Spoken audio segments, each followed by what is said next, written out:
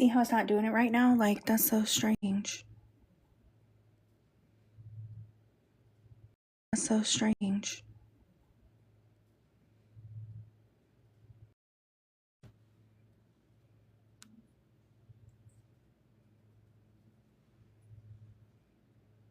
Dad is here.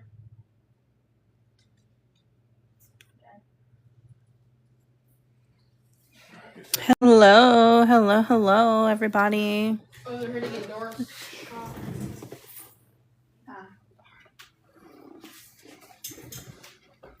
Hey guys, tonight is our Audible night. Thank you for the heart me. Welcome in, everybody. So excited. We're gonna be finishing up this page. Well, I say finishing up. We're gonna be working on it. I can't promise we'll finish, but we are going to work on it. And I'm here. I didn't know if I was gonna be here, but I am. And I'm so excited that I made it. So I'm gonna go ahead and get our Audible started without further ado. Chapter 25. It's easy, Mona thinks, to understand why so many prophets found gods while wandering out in the desert. Because there can't be any place on earth as strange and empty as a desert. Merely passing through it warps your thoughts. Your perceptions of how the world works are broken down with each empty mile until civilization feels like a dream.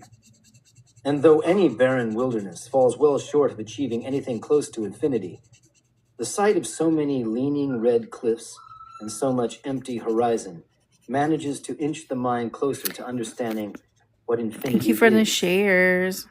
For as Mona powers the charger up the road to the mesa, she realizes she's never felt so small in her life. It's as if the world has been upended, and she's clinging to the point of a copper-red stalactite hanging from the roof of an endless cave. And below her are oceans and oceans of that cloudless, electric blue sky. And were she to slip and drive off the road, she would surely go plummeting into it, falling into that endless, flat blue. And though she might plead and beg for the fatal kiss of hard earth, she would never, ever receive it. She would just keep falling. She's been eyeing the chain-link fence running alongside the road. She passes yet another sign about Wink, this one a half-ruined thing, asking her why she would ever wish to leave. Though Mona could think of a few million reasons. She slows down when the fence's silver glimmer turns to snarls of black. She pulls over and sees that there is indeed a gap in the fence, and it's quite large, nearly 20 feet across. This must be the place, she says. Then she frowns, thinking of the donut tire. It can't hold up on uneven terrain, and it'd be impossible to get a good tire for the Violetta Rose, thank you for the follow. Welcome She in. doesn't trust a damn soul in this town anymore. She decides that this will have to be done on foot, as she feared. She'll drive the Charger in just far enough for it to be hidden from the road, because while she hasn't seen anyone else along the highway, she's not willing to take the chance. So, wincing each time she hears a rock or branch snap under the tires, she slowly steers the Charger through the gap in the fence. Mona parks it behind a fallen ponderosa pine, then gets out and scans the way ahead. She can't see much of the road out here. She looks around, marking this spot, for though she's brought plenty of water, the desert is large, and it can't last forever if she gets lost. She shoulders the pack she made for herself, using a pink child's backpack from the Ponderosa Acres Lost and Found box, as her previous pack was too small for this expedition, and begins her trek to the mesa. It's not unbearably hot in such high deserts, but it's quite dry, and the wind seems to corrode her skin. She crests one hill and stops. For a moment, she thought she saw something in the landscape, but then it was gone. She takes a step or two back and scans the countryside. Then things align just right, and she sees it. There is a road, just as Parson said there'd be. It's incredibly faint, like a whisper of a brush stroke on Hello, paper, Sylvie. Welcome but it's there. in. She can see it winding across the rocky to terrain, our running over book hills and night, ridges book until it club. disappears behind the shadow of the mesa. It's like a Thank seam in the you. skin of the earth itself, as if the desert was stitched together here.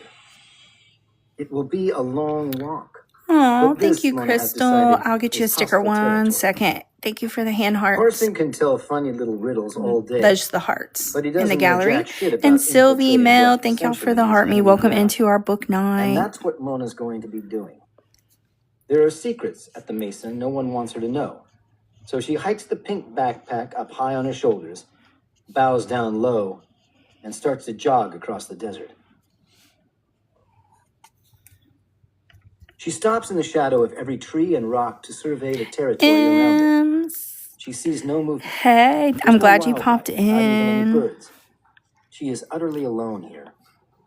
Still, she doesn't let her guard down. I hope you are doing Sometimes as she well. runs, she touches the butt of the Glock, reminding herself how close it is and what she will need to do Welcome if she into encounters any, calming she searches sensory for the right night. term, obstacles.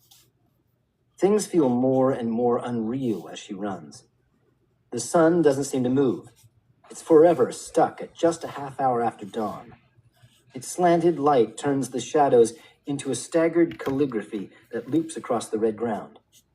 Enormous cliffs somehow keep creeping up from out of nowhere, slowly emerging from behind what looked like a simple knoll. Thanks for the Like she's being goat. stalked by the mountains.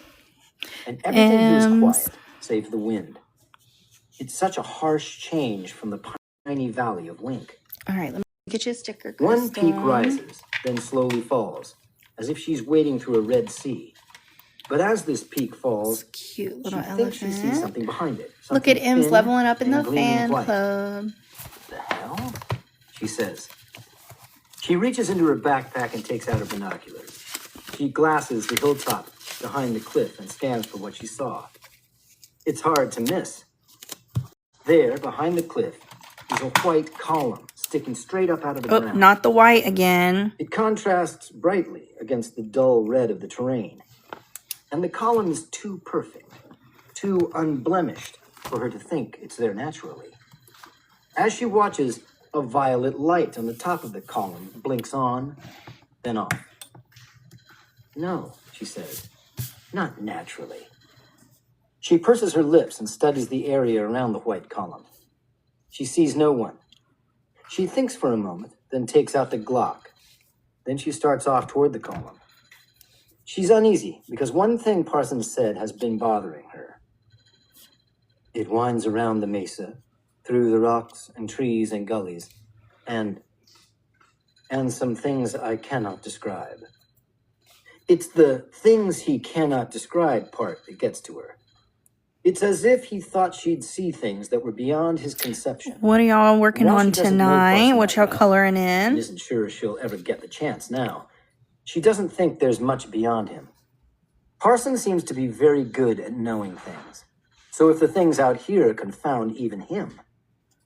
She emerges from the shadow of the cliff and sees she is at the base of the hill with the white column.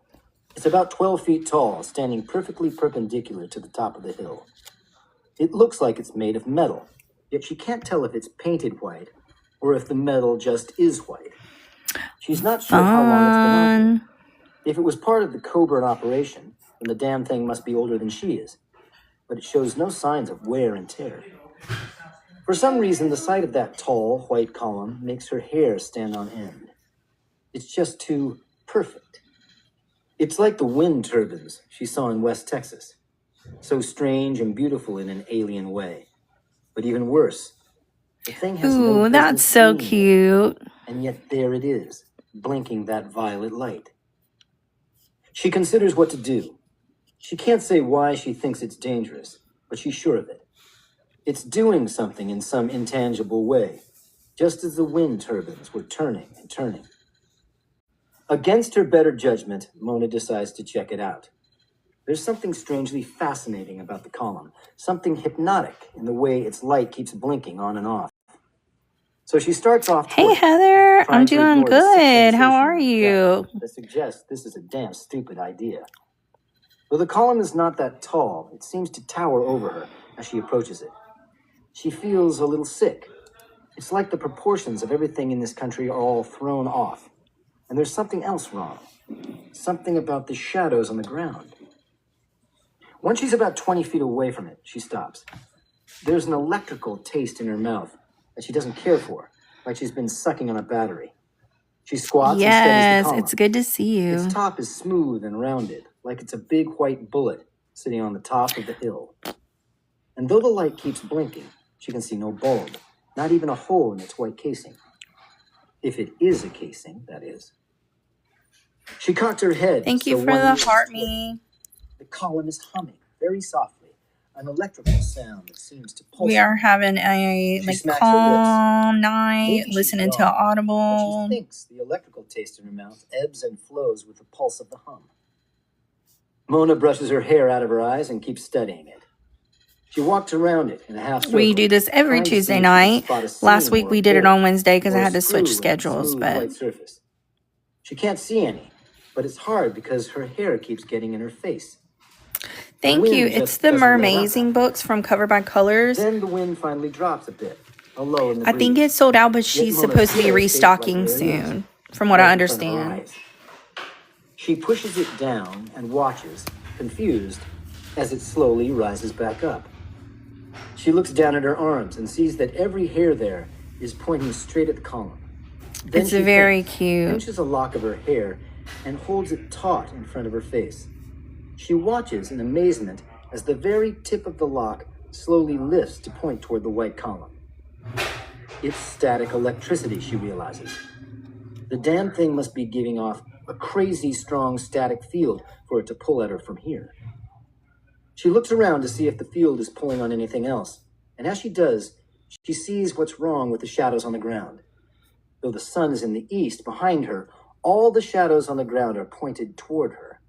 She walks a few feet back from the column and sees that's not quite right. The shadows are actually all facing away from the column.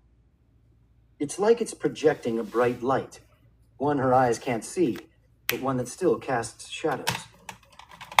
She's not getting anywhere near that fucking thing, she decides. If she does, Hey, she's Franny sure to die B, of welcome cancer in a week or something. in. It was stupid of her even to get this close. Mona decides she needs to forget about it. She turns around and Thank you starts for back the to the heart road. me. The mesa isn't too far ahead now, less than an hour's walk probably.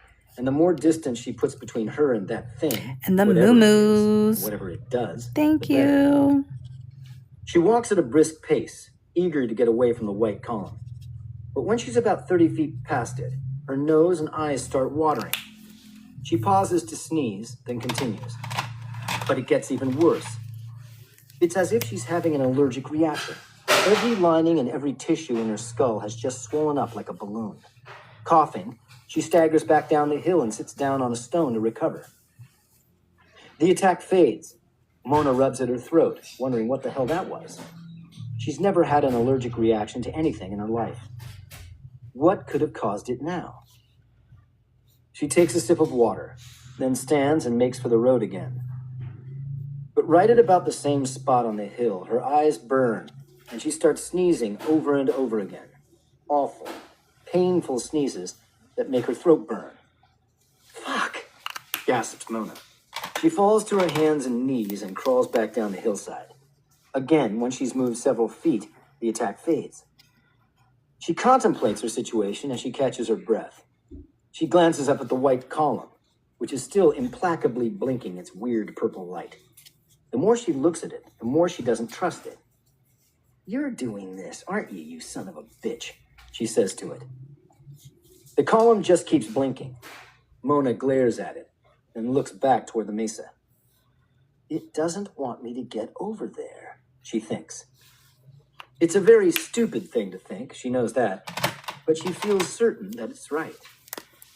Someone put this thing here as a deterrent. Maybe they didn't want anyone getting to this side of the mesa. And if they were able to make a piece of machinery affect people in such a way, well, what else is around the mesa? It makes Mona wonder if she really wants to go farther. "Hell yes, I do," she says angrily. She stands, glances at the white column, and grasps the pink straps of her backpack so it's pulled tight against her back. Then she bends low, flexes her knees, and breaks off at a dead sprint. Yes, where's our At first, you think Cinna-do? she's Our made it. Cinna She's snack. going so damn fast that it feels like she's already passed that invisible line. But then the attack hits her like a freight train, a lightning bolt, a 10-ton Hey, weight Amy, hurtling we're down doing out of the our sky. book Suddenly, she's night. stumbling forward like a drunk, sneezing uncontrollably, her vision blurring and her cheeks wet with tears. God damn it! No, she thinks. No, I am not going to be beat by some fucking white stick on a hill. She digs in her heels and starts trotting forward again. About 6 steps out, there's a loud, sharp pop. Thank y'all so like much a for the light bulb going off, roses. and Mona collapses. Sure, the thing just fried her like a Tesla coil. But the attack immediately stops. The burning sensation recedes from her eyes, nose, and throat, and she sits up, taking deep, slow breaths. She sees that her skin is red and blotchy, like she's just been swimming in bleach. Hopefully that will go away soon. She must have pushed through whatever barrier the thing maintains. She looks back at the white column. Fucker, she says. And she's about to get back up when she does a double take. There's a hill about 200 or 300 yards past the column, and she could swear she just saw another violet light on that one too. She reaches into her backpack, takes out her binoculars, and looks. She's not wrong. There is a second column standing on that distant hill, and unless the binoculars are lying to her, there's a third column, just barely a hair of white, standing on a hill far beyond that one. The three of them all form a line extending from just before the mesa and partway around the valley, silently blinking their purple lights in unison. Like a fence, says Mona. She puts down her binoculars and looks at the column closest to her. Like an electric fence or a wall. This begs the question, what is it meant to be fencing out? She turns this question over and looks back down the slopes to the small green valley below. She can see a few roofs from here and the black charred memorial tree in the park. Maybe the columns aren't meant to fence anything out. Maybe they're meant to fence something in. Mona stands and starts walking back toward the mesa. Things no longer feel quite so distorted to her. Though the desert is still a striking place, it's not so surreal or disorienting. She wonders if the white columns project more than just an invisible barrier. Perhaps they are regulating something, like a water filter in an aquarium. And though she can't see the effects of that regulation, she can sense it somewhere in the back of her head. She's almost sure of one thing, though. Whoever put the columns there didn't do it with people in mind. Otherwise, she's positive she wouldn't have been able to get through. They must be meant for something else. Maybe there's a reason people never leave or come to Wink, she thinks. Maybe. Because she didn't experience any barrier when she first entered this valley. That means that either there are no columns and no barriers on the other side, which she thinks unlikely, or she was allowed in, as if she'd been expected. She absently glances up as she considers this disturbing thought, but stops dead in her tracks. Thank you for the She tap. stares at the sky, then shields her eyes with her hand to better see. No way, she says. No fucking way. 5 minutes ago, the pale face of the morning moon was its usual dusky pink. That was on the other side of the white columns. She remembers, inside whatever field it is those machines are putting out.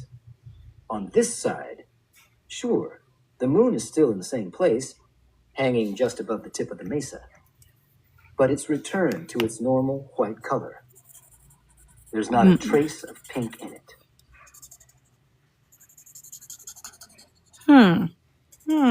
So it's Chapter only 26. pink and Wink. D. Johannes. Very may not know what the hell he is interesting. doing, but he is determined to look good while doing it. As he sets out on his curious errand, which is the first of 2 for today, he's sporting his freshly ironed Larry Mahan paisley pearl snap shirt, a pair of extra starched Wrangler retro jeans that he's got hiked up real high so they don't sag around his ass, and of course his ostrich skin Lucchese's, which he buffed and polished to a fine shine last night. Hey, He's been polishing them Kay. every night since Welcome he came to into work at the book roadhouse, club because night. goddamn, is there a lot of dust out here in the desert. And you can't even walk to your car without your boots turning a pale gray. He's not sure how all the cowboys stay so good looking in the movies when the country is so openly hostile to sartorial maintenance. There isn't even a dry cleaner for miles. Of course, these items are just accessories to the real centerpieces of his look. The nickel-plated Desert Eagle riding in front of his belt, Thank you. and the Mossberg 4x4 bolt-action 30-06 hunting rifle. It's Pink slung and over his Wink. shoulder. The Eagle he got off a man he and Zimmerman pummeled half to death in the parking lot of the Roadhouse last winter. The Mossberg was a meticulously researched online purchase that he had to get shipped to a post office one town over for him to pick up. He has, of course, polished both of these before beginning on this outing, and he's very pleased with how they gleam in the dawn sun. Though D has a lot of possessions, many of them deeply treasured, his HD TV, his Bowflex, and his Ford F-150 Not the King Ranch Bowflex. pickup, for example, none of them is closer to his heart than the Mossberg. Melinda, For the thank you so Mossberg, much for the in his mind, is moo-moos. the definitive, undeniable emblem of manhood, his holy token of vigor and virility.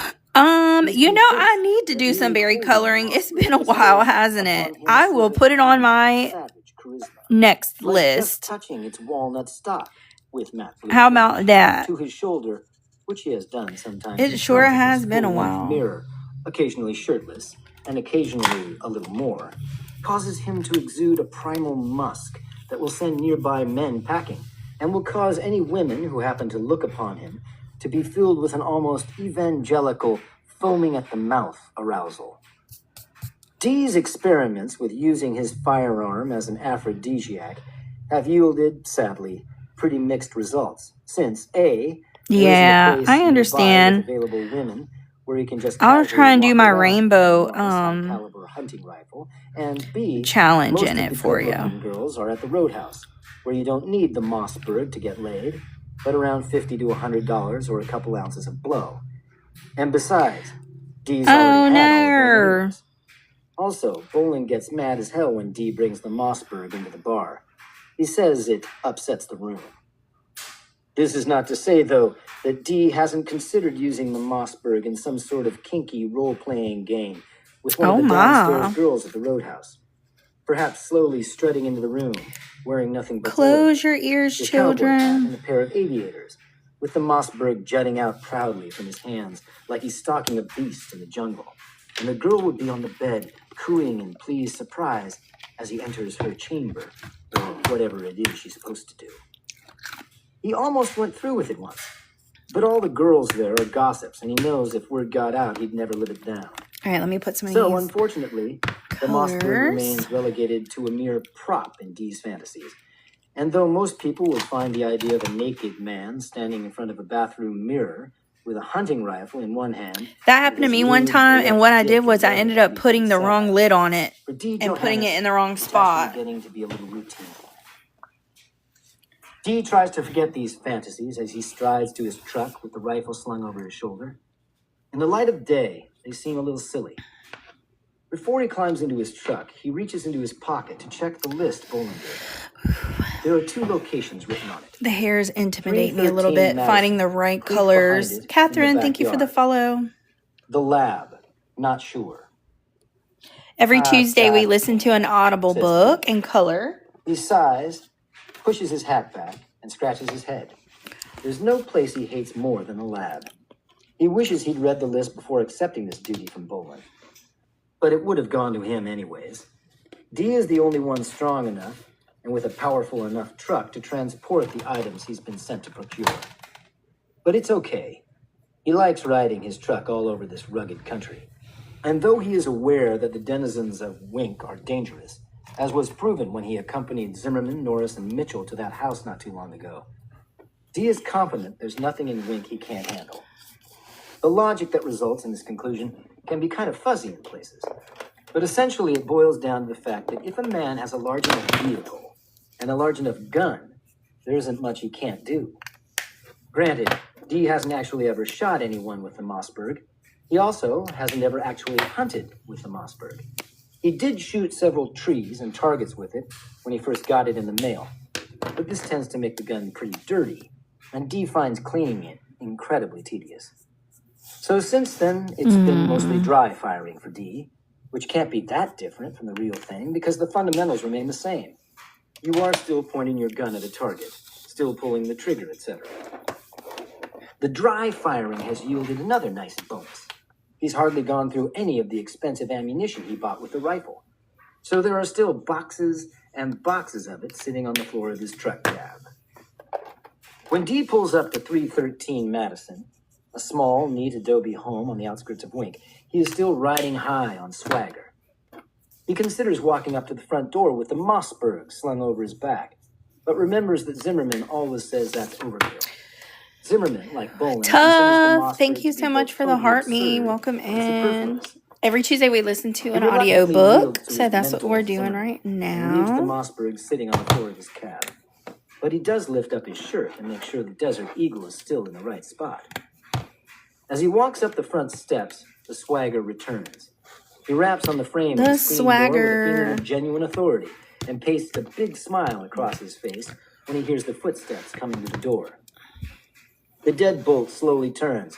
Then there's a snap, and the door opens just enough for one small, watery, terrified eye to stare out at him.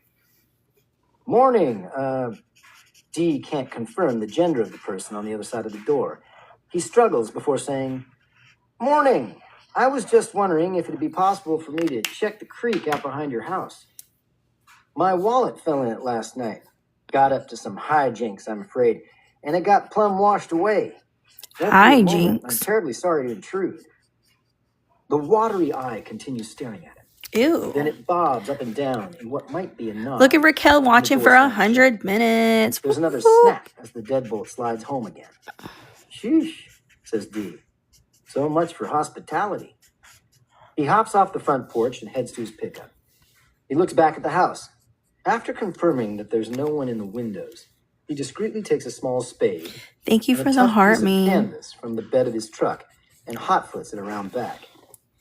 Christ, he thinks. Everyone in this burg has gone nuts after what they did on the mesa. It was just one guy, too. Seems like Boland has Zimmerman kill a guy every other month, and no one freaks out about it. Or at least not like this. But then, the people Zimmerman kills are usually people everyone expects to die. Druggies, low. Oh, I'm so nervous about this hair. Etc. Raquel leveling up in the fan club. He realizes now that his story about the wallet was a dumb one. The creek is completely dry. That doesn't matter, though, not now. He hops down into the creek bed, takes off his sunglasses, and looks around. Here's the hard part. Dee never has any idea where his quarry could be. Conceivably, it could be anywhere. It's in the fucking ground, after all, and there's plenty of ground around here. Hopefully we get a book that has a little less language next time. He shuts his eyes, counts to 10, and opens them. Nothing. Thank you, Tom. He shuts them again, counts to 20, opens them, and sees... There is the very subtle suggestion of an unnatural bend in one part of the creek, like the running waters get pulled to one side, rubbing up against the earth. If you didn't know to look for it, you'd never see it. But once you did, you wouldn't be able to stop seeing it. Dee walks to the bend in the creek, reaches into a pocket, with the and takes out a moo-moos. nickel. Tough with the moo-moos. He prefers nickel because not only do they have more copper than pennies, they're also easier to see. He holds it out straight in front of him between two fingers and lets it drop. Theoretically, it should fall straight to the ground, but it doesn't. About halfway down, it swoops away from Dee, just very slightly, as if the wind is pushing it. But there isn't any wind in the creek bed. He steps back, shuts one eye, holds his arm out, and sticks up his thumb like an artist taking stock of a painting. He estimates the direction in which the nickel was headed and lines it up with the wall of the creek bed. Bingo, he says, and starts to hack away at the creek bed wall with the spade. It doesn't take long until he hears a high-pitched metallic ping as his spade bites into the earth. He wriggles the blade of the spade back and forth, spilling more earth onto the ground. Then the wall of the creek bed gives, and something small tumbles out. The object is small, but the thud it makes What when it is hits that it? creek bed is not. It strikes the ground so hard, Dee feels it in the soles of his feet. He winces. He is not looking forward to getting this son of a bitch back to the truck. He kneels and brushes the soil off the object. Underneath the pile of earth is a small block of what looks like a very dark, worn metal. It's not more than 4 inches wide on any side, yet there is something about this block, perhaps the way it pulls your gaze, even if you're not looking anywhere near it, that would give any onlooker the impression of profound heaviness. Perhaps you would even begin to wonder if this small cube of metal has resulted in the odd slope in the neighboring yards, which all appear to funnel towards this point, once you really think about it. Because Dee spends most of his non-work, non-fucking time getting his pump on with his Bowflex and free weights, he's the only one in Boland's crew who's in the sort of physical condition The to carry Bowflex this just little takes item. me out. I cannot. Or maybe they just want to give him the shit jobs, he thinks. He starts by laying the sheet of tough canvas out next to the cube. Then he pulls a pair of thick gloves out of his pocket and puts them on. These gloves were a little tough to get out here. They're made for handling blocks of dry ice because the cube of metal is very cold. He can see condensation forming on it even now. He's seen others lose layers and layers of skin to the damn things before, so he's cautious. Dee squats, sets his legs. What is Because it? you always lift with your legs, not your back, and starts to tip the little block over. It's always surprisingly hard. This is not a material that ever wants to move, and the size of the cube is never an indication of the weight. There was one that was hardly bigger than a quarter that was a huge pain in the ass to move. Dee successfully gets the block tipped over onto the heavy Okay, canvas. sorry, I have to interrupt for a second. Okay, I finally download Hulu because I'm bored of Netflix. I've just watched everything for now. Okay? I need y'all to send me your best Hulu documentaries. Okay? True crime, history. I'm watching one on the Titanic right now. Let me know. The heavy canvas. He looks around at the creek bed and finds the shallowest spot. Then Thanks, he pulls Crystal. the canvas patch up over the cube, knots it in his hands, and starts dragging it over. He was right. It is a goddamn headache to get this thing out of the creek. It digs a 4-inch trench as Dee hauls it, and it tears the shit out of the creek walls and the grass up top once he finally gets it over.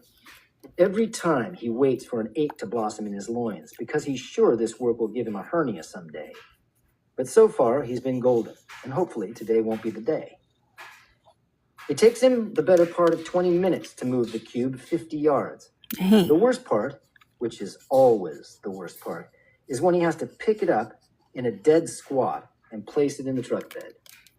He asked Boland to get him one of those hydraulic lifts, maybe the kind for getting handicapped people on buses or something, but his boss's response was not positive, to say the least. He wipes the sweat from his eyes when he slams the truck bed door shut. He cracks open a bottle of water and pounds about half of it.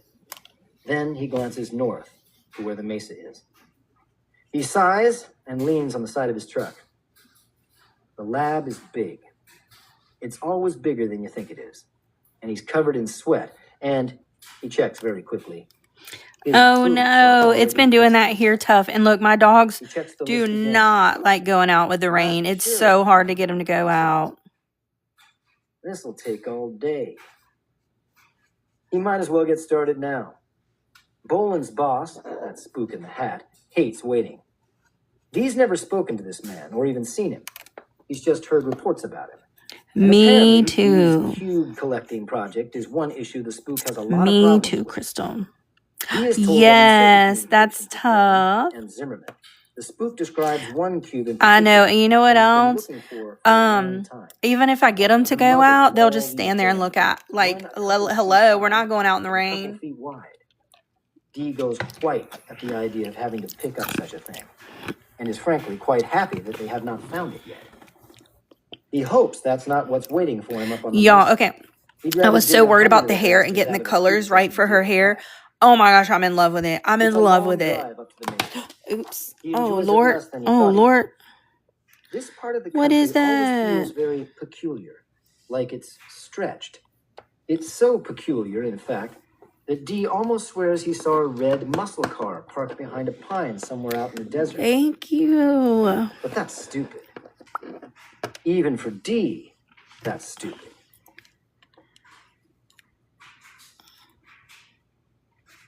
Chapter 27. The door is made of dull metal and is I striped with a yellow used jacket. 3. Neon yellow bands run diagonally from its top right corner Sorry, to its hopefully you bottom can left. see that. There are old yellow block letters spray painted at the top that read, These are the 3 "Warning that I you," used. but what they are supposed to be warning you about is not made clear. On the whole, it's not a large door. If you want, It's if about you need to 7 feet screenshot tall it. and 3 feet wide, and it's set about a foot into the rock side of the mesa, by means of a construction method with which Mona is not familiar. Yeah, I'm trying to And she decide. Coburn is in the mesa? Like inside of it? Is the entire mesa hollow? She remembers an article she read about that particle accelerator thing in Europe, CERN or whatever. Wasn't it completely underground? Perhaps Coburn isn't all that different. Underground, yet also raised in the air. She's surprised by the size of the door. She expected it to be a loading door, but it's obviously meant just for people. She wonders why. But what is most surprising is that the door stands open about an inch or two. It has a huge clunky doorknob, one of those kinds you usually see in really old public restrooms, but it's not engaged. Someone forced the door ajar, probably by kicking it, judging by the way the metal frame is bent. From the pile of dust built up at the bottom, it seems it's been this way for some time. The thing that Mona doesn't like is the way the door was kicked open, because judging from the way the lock and frame are bent, whoever did it was kicking from the inside.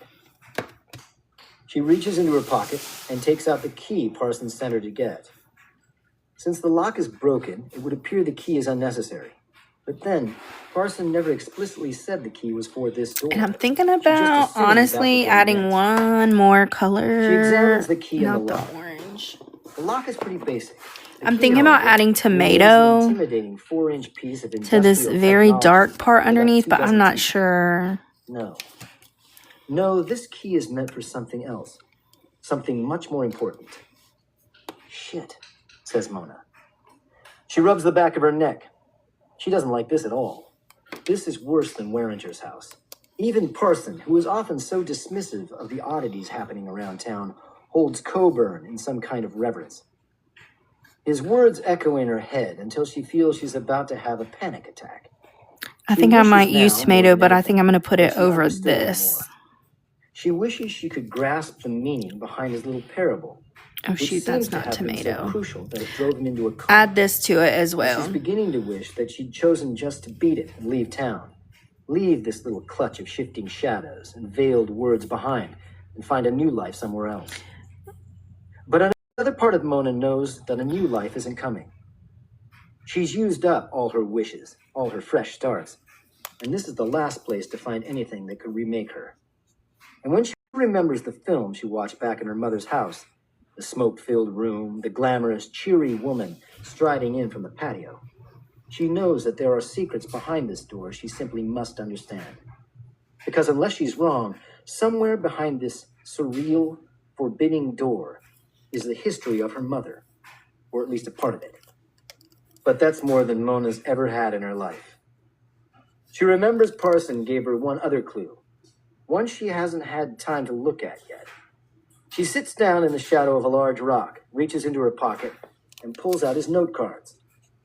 She looks at the cat card to see if she's missed any hidden code, but if so, a closer look doesn't help. It appears to just be an innocuous and rather vapid definition of the word, like one a grade schooler would make for a project. Okay, hang on just a She second. looks at the next card. She's not at all surprised to see that it is dog, noun, a small domesticated carnivore. Canis familiaris, noted for its loyalty and servitude.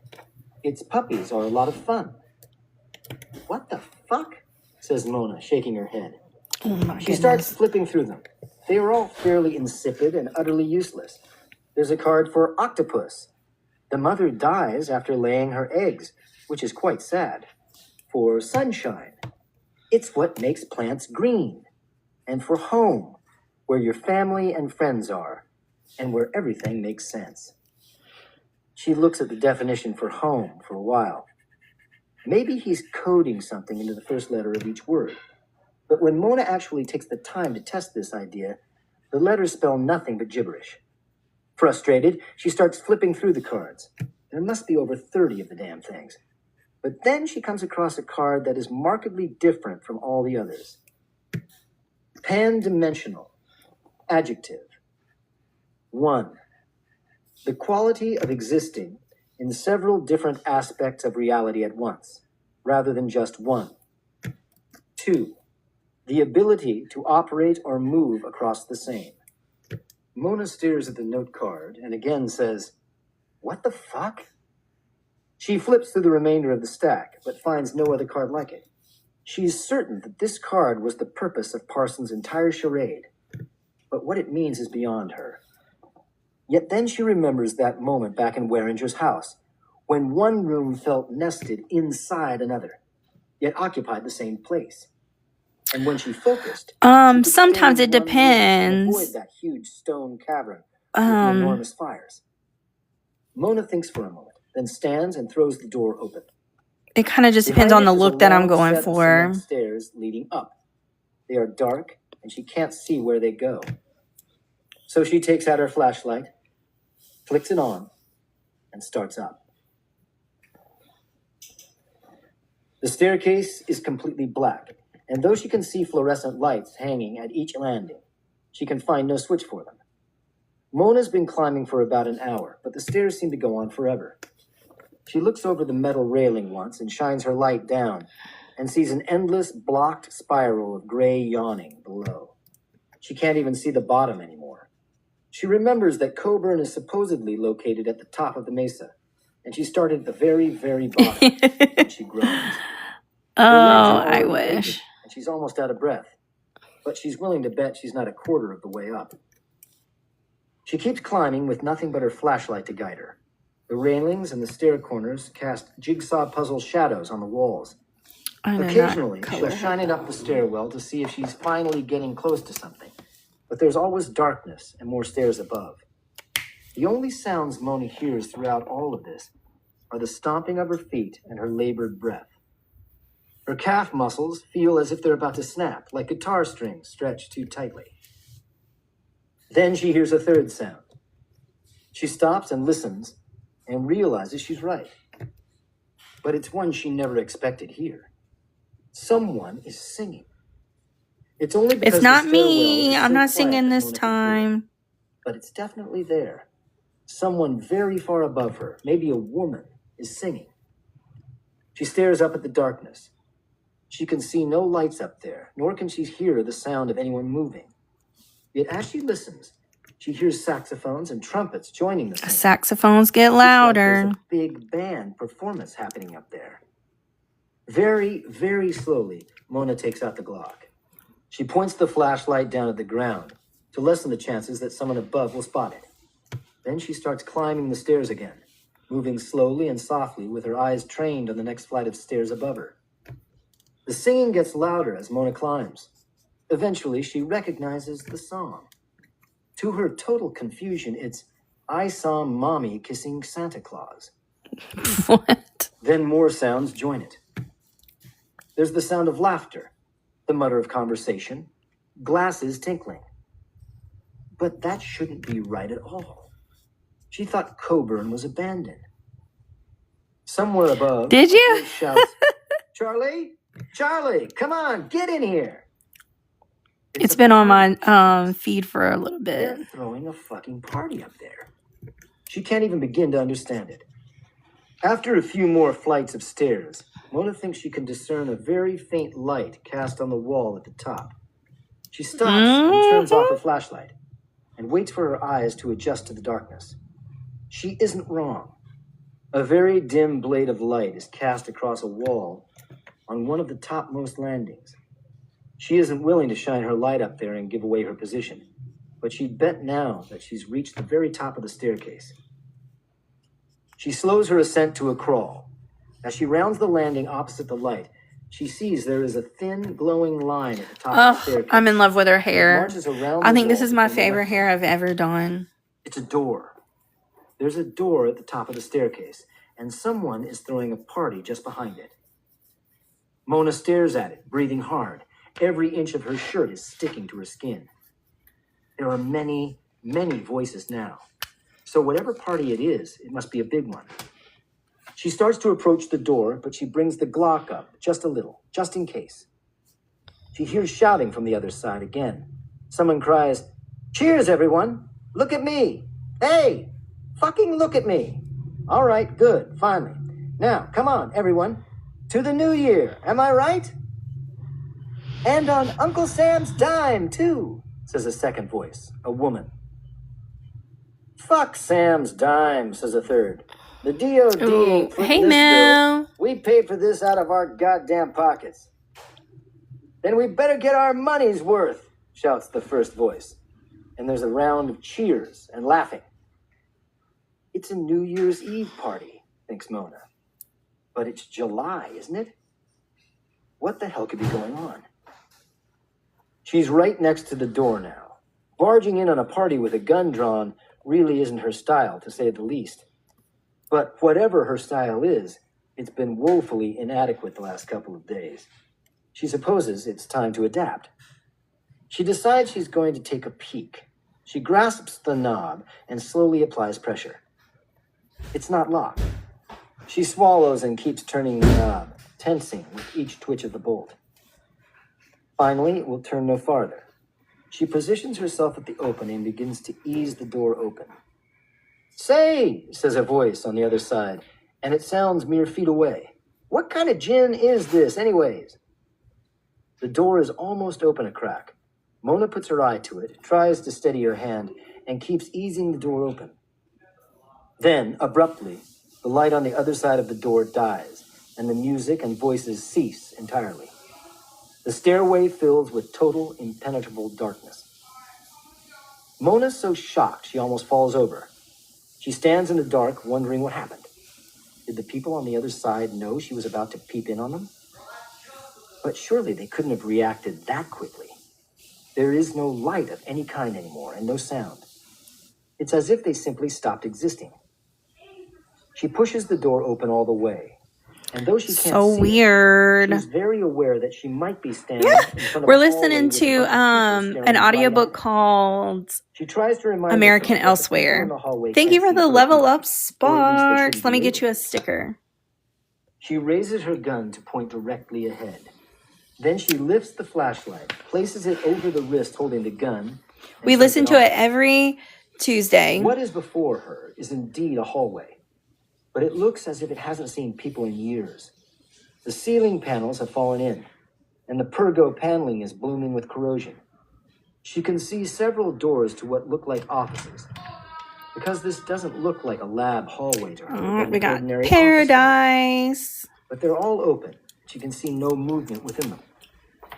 She fights the urge to call hello and begins to stalk down the hallway, gun wheeling to cover each angle of approach. It's an awkward and clumsy dance in this decrepit, musky hallway. Each Thank office you is so littered with rotting yellow much. paper, yet nothing appears to have been disturbed. No one's been here in decades. The place looks like it was built in the 60s and never updated. All the I think I got all the fingers. I colored those and those. modern. There's like a highlight on They're that, so it surrounded might by make it look things like it's not resembling colored, tubes but and eggs. they're all colored, The lamps are unless I'm skeletal missing something geometric else. contraptions, like things pried off Sputnik and plugged into the wall. Yet the lamps in the ceiling are rounded, organic sculptures of glass and chrome, now rusted, that look inspired by undersea life. The sheer silence of the place is intimidating. This isn't a place where a party was being thrown not more than 5 minutes ago. Finally, Mona gives in to her worst instincts. "Anyone home?" she asks aloud, softly. There's no answer. She continues on with quiet footsteps. So this is where her mother worked, she thinks, as she wanders the halls. Oh shoot, Even though it no one was. knows her number. My bad, Again, it feels Patricia. impossible to reconcile what she Oh, found sorry. with the I was woman she responding to Mel This was once a sleek, stylish and place to live. wrote Mel. Even if it I'm was so out in the desert, sorry. Oh, it would have been a haven and not for me having to thinkers and scratch Mel's researchers, name out. I'm so a sorry. magnet for the most ambitious professors and scientists and graduate students. Yes. People with Hot beards and mess. glasses and shots. Thank you for Shit, fixing, right? like correcting me. This is I would have felt history, no bad. matter what decade. She tries to imagine what it was like when it was first built. Hell, when Wink was first built. She imagines it bustling with intellectuals, each one trying to think up a way to make the nation stronger, to push the very limits of what humanity could do. It must have seemed like such a tremendous hope to everyone. For the first time, she can understand the compulsion of the men and women who first built the town in the valley. They thought they were making something. Maybe something like a utopia. Okay. Yet what did they do Now, here? let's figure out What did some the hair occupants color of for her. all Let me put these modish away. offices work to accomplish? And what did Laura Bright, nay Albert, Oof. once do in this place? If she was ever here at all, that is. The woman who worked here, thinks Mona, would have been such a wonderful mother. Smart, cultured. What happened to her? Why was she not the inspired figure Mona now imagined her to have been? And somewhere inside Mona is a tiny voice that says, maybe one of us is always supposed to die. The mother or the daughter. Maybe that's just the way we're made. We're weak, breakable. Maybe it was right that I never had the chance. Thank you. Shut I'm up, trying to think of Mona some whispers. colors Shut up. for The voice quiets. her hair. And she continues on. Mona comes to the reception area. Somehow it remains untouched by the decay. The walls are rounded and white. The front desk, shaped like a teardrop, done in pale wood paneling. On one of the flatter spots of the wall, there's a huge starburst clock that, to her concern, is still ticking. It's been maintained, obviously. So someone's been here. Someone might still be here. But she still isn't sure what happened to the party she heard. There's a bright, happy mural painted on the wall behind the desk, depicting a mountain landscape. It doesn't take Mona long to recognize the splinter of piney green running through the feet of the striking red peaks. She can even see the pink balloon of Wink's water tower, situated on the far side of the valley. She eventually sees that Mesa Abertura, the mesa she's currently inside of, is also shown in the mural. Yet she sees that its top is bedecked with immense white orbs and cups, like sculpted white icing on a red cake. They're telescopes and satellite dishes, she realizes. But she sure as hell hasn't seen any of those on the mesa in her time here. They must have been totally removed. But that would have taken a lot of work, even more than getting the damn things up here. For a fleeting second, she remembers glimpsing something huge and dark perched on the mesa, swaying back and forth against a black sky bursting with lightning. She shudders and moves on. She walks around the receptionist's desk and starts down the main hall, which is where things start to look a little more like a lab. The carpet turns to cement. Then the doors turn into huge slabs of metal with tiny, thick windows set in the exact centers. And they feature some fearfully complicated locks. She takes out Waringer's key again and thinks. Then she tries fitting it into one of the locks. The key fits, but she can't turn it. So it's not the key for this lock. But at least she's in the right neighborhood now. This key must fit one of the lab doors. She moves on. She comes across one door that doesn't lead to a lab at all, but to some kind of electrical closet. Circuits and panels crawl across the wall in a rusty tangle. Against one wall is a box of dictionaries. Yet up against the circuit wall is a huge electric generator that doesn't look as if it had been made more than 2 years ago. It's a new addition for sure. Someone has definitely been here, but somehow she doesn't think they had anything to do with the party. Whoever was drinking and carousing didn't sound like the generator-toting sort. She squats and examines the generator. She pops the cap to the fuel tank and shines her light in. It's full. Then she looks at all the cables running to the circuits in the wall, and, though her electrical knowledge is rudimentary at best, Everything seems hooked up to the right place in order to run a fair amount of the building. Probably not whatever the hell is behind those metal doors, but maybe the lights. She considers her choices. Again, if she turns on the generator, she could be alerting people that she's here. Yet at the same time, Mona really doesn't want to be stumbling around in the dark in this place, with so many dark corners occupied by who the fuck knows what. So she shrugs, shuts the cap, grabs the ripcord, and starts her up. It takes a minimal effort to get the thing going. The lights outside flicker, then fully come on. She walks back out and looks around. With the lights on, the place is not quite so intimidating. It is antiseptic and cold, yes, but it's not the dour cenotaph she was trawling through before. She keeps walking down the hall, trying her key in all the locks. None of them gives. One door's little glass window is broken, and she stands on her tiptoes and peers inside. It's like an airlock from the sci-fi movies in there. She starts to wonder if she needs to be wearing a lead shield over her torso as she walks around in here. Because though Mona has absolutely no desire for children anymore, she still doesn't fancy the idea of her uterus bubbling away like a teapot. Ooh. Some of the laboratories have windows that allow her to see in. There are huge old electrical It's called conduits on the walls and floors. American And she Elsewhere. can see places around them where enormous pieces of equipment once stood. It's like her mother's house, with the ghostly inverse shadows on the walls and floors, telling her of belongings long gone. She absently glances in each window as she walks from door to door, trying her key. It's the same thing as far as she can see. A dimly lit, empty room with severed electrical cords dangling from the ceiling or snaking out of the walls. They must have had a hell of a power bill at this place. But this was a government-funded lab, so they must... She freezes where she stands. What the hell? She says aloud. She turns back and peers in one lab window. This lab is empty, like all the others. But for a moment, she could have sworn it was different. It's like it changed when she turned away, just for an instant. She Megan the thought she Miller saw in the the lights were on, hills. glowing much Gay, cleaner and what you brighter than the doing? fluorescent ones out in the hall. But there was also something new in the room. A huge cone-like device sitting in the middle of the floor with an unbelievable amount of wiring leading to it. And though her brain refuses to consider the suggestion, she was sure she caught a fleeting glimpse of two men standing around the cone-like device, dressed in gray suits and skinny black ties and horn-rimmed glasses, discussing something Hey, that seemed to Ness. be slightly irritating to them, as if it were If just a y'all have casual not been work in day. here on a Tuesday night, But we now the listen room to is an empty, audiobook. I just call it like the Sensory others. Night, where The I'm a lights little are gray and weak, calmer, don't and there are talk no as people inside. much, and don't yap. There are no men inside, And and we've no been working our cone-like way device sitting through on the floor this either. book called But American she can Elsewhere. definitely see where one was. We are about a third of the way There is through a it. circular indentation in the blank concrete, like the device was sitting there for years and years and years and years ago.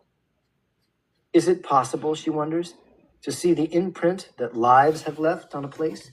Just like how she sees the shapes of departed machines on the floors and walls of each tiny room.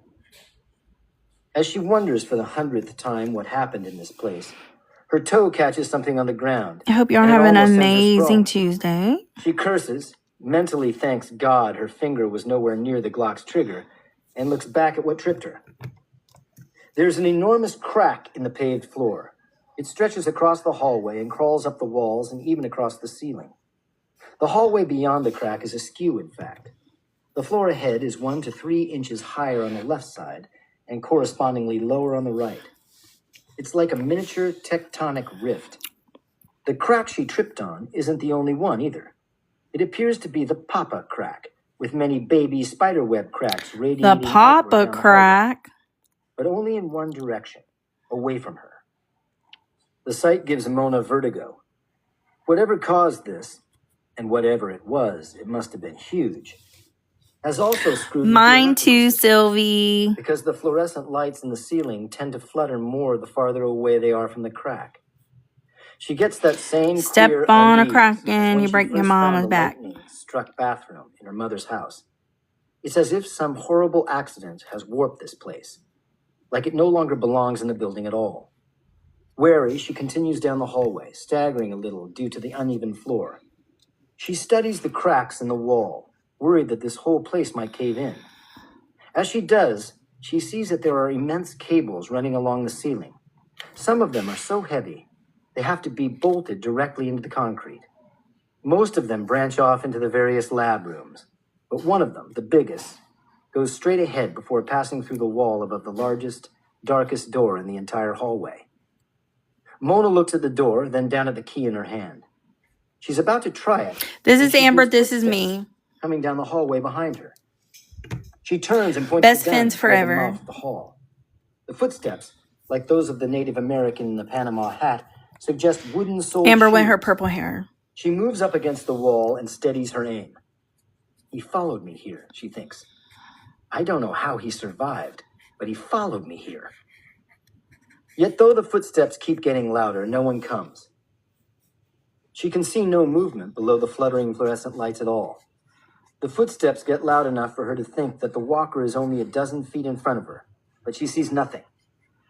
Then she hears a few other sounds, the shuffling of papers and a grunt, and the footsteps come to a stop. Mona doesn't move. Her ears are telling her that this person is just 15 feet or fewer in front of her, but she can't see a damn thing. Just feet and feet of blank gray concrete, Feet, lit feet, by the feet. strobing neon lights. Left foot, right foot. Feet, feet, feet. She hears more papers turning, then a quiet, and the sound of a match being struck. Mona feels sweat trickling down her temples. She can see no flame, nor any change in light, nor can she smell or see any smoke. Yet she can hear the faint crackling of a tiny fire in the hallway. What the fuck is going on? She wonders. She hears a series of throaty clicks, like someone puffing at a pipe. And then the footsteps resume, though they're much slower, and they sound like they're walking to the side of the hall rather than down it. Then, though she sees absolutely no doors move at all, she hears one open, the lock clanking and the hinges making a slow screech. Her eyes jump from door to door, confirming that they are all still shut. A voice rings out. Paul, have you seen these numbers? They're ridiculous. Then the sound of a door slamming and silence. She stares at the empty hallway. It was always empty, of course, or at least it looked that way. But now her ears are also telling her it's deserted. Still, she doesn't dare move for the next 5 minutes. Her legs start to tremble, since they're already exhausted from the climb up here. But she forces them to stay taut, keeping the Glock Darian, trained. thank you for the follow. Nothing happens. The invisible mystery man must have found Paul, whoever he is, and must now be discussing his ridiculous numbers. First the party, then the men standing around that machine in the lab, now this. Is this place, her brain almost refuses to process such a ridiculous idea, haunted? Or maybe she's just going insane again. Haunted? Then she remembers the last time she thought she was going insane. Aren't they? They're so nice, Chris. I'm so glad you like Parsons' them. voice in her head. The time where you were was damaged, so you saw something that happened already. Is this the same thing, she wonders? Is time broken here, and she's catching stray seconds from long, long ago? She lowers the gun. It would make sense, wouldn't it? Perhaps a man did once actually walk down this hall, light his pipe, and enter a room and ask a question. Maybe they did throw a New Year's Eve party here decades and decades ago. And at some point, two engineers probably stood in one of the laboratories, scratching their heads, teasing out the problem before them. And perhaps, if time is indeed broken here, those events could echo down through the years to be witnessed by Mona herself. I think it was Maybe Sally, we've seen okay, but but don't they're quote ghosts me. of I have to go moments back and and look. seconds rather than people. Pretty sure it was Past Sally. is still happening here in some unseen way. Her path just happens to convene with those taken by the people who worked here long, long ago. She's not comforted by the idea, but she feels it's the right one. The things she's glimpsed and heard have not responded to her or acknowledged her in any way. They're just doing what they did decades ago, over and over again. She finds the thought a little horrifying. Something cold calcifies in her belly. What if one of the little moments that gets replayed before her happens to feature none other than Laura Alvarez herself? What if she catches some ghostly imprint of her mother going about her daily duties? Mona is both disturbed by and attracted to this thought.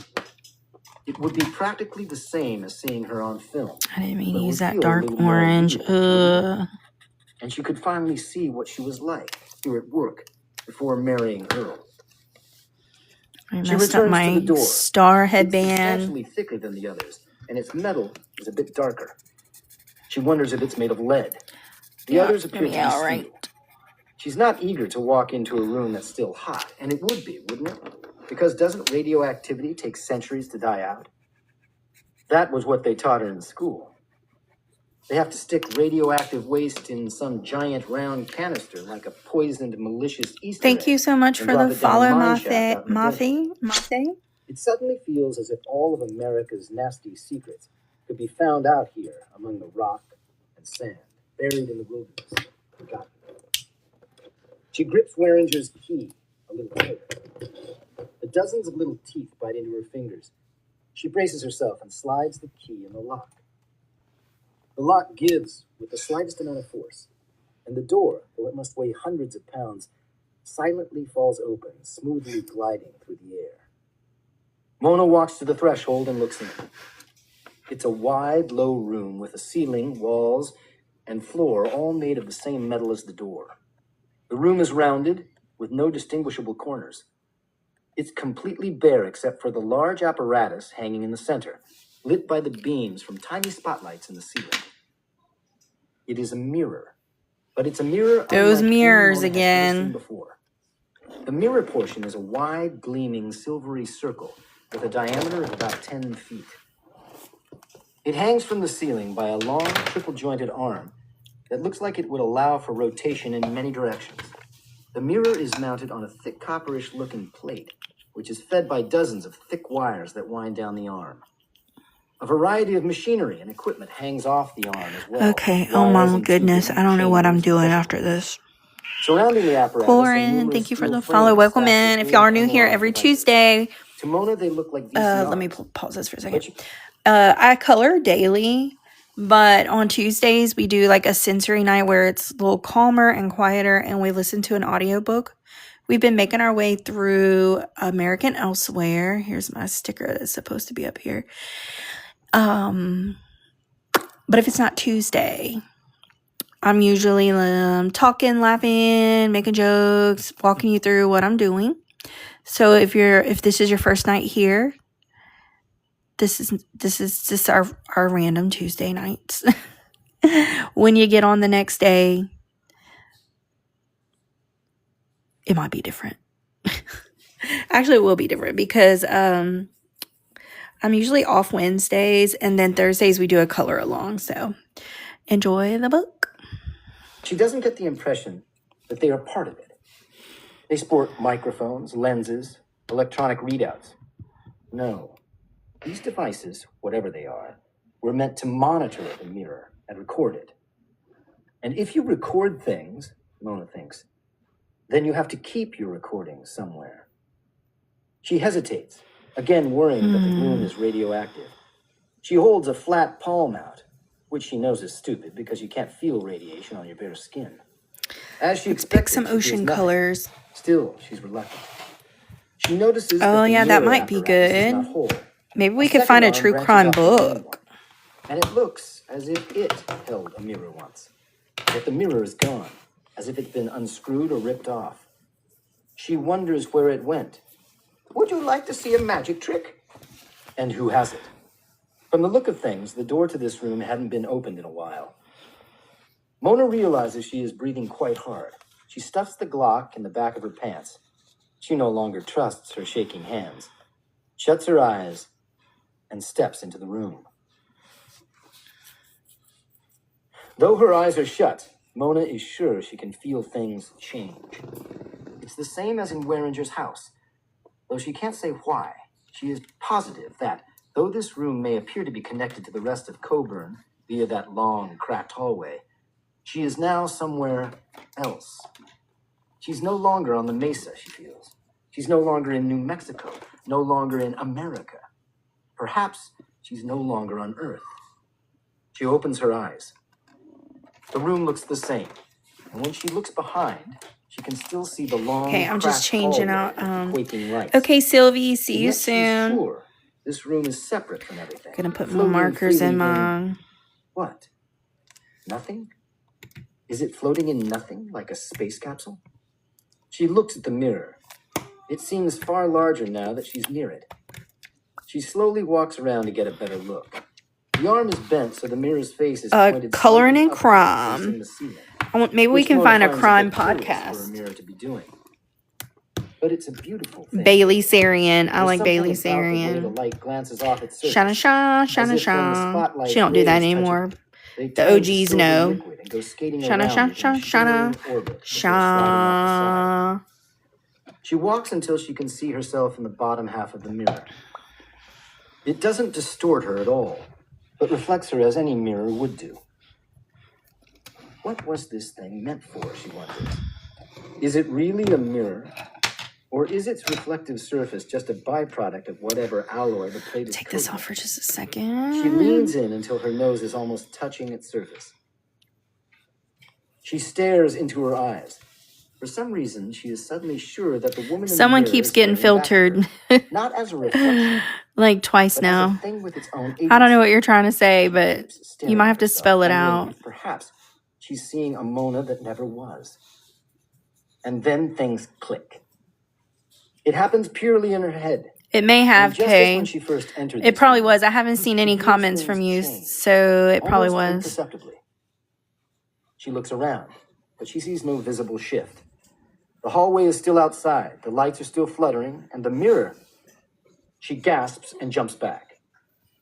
Her own reflection does the same, of course. But for a moment, Mona was sure that her reflection was not there. What she saw was not the ceiling of this lead room or any little spotlights, but a wide, endless black sky with many red and white stars. And the woman standing in front of the mirror was not Mona, but she recognized her. Mona's seen her only once before, projected onto an old white wall in fuzzy ochre tones, laughing as everyone at her party clapped for her.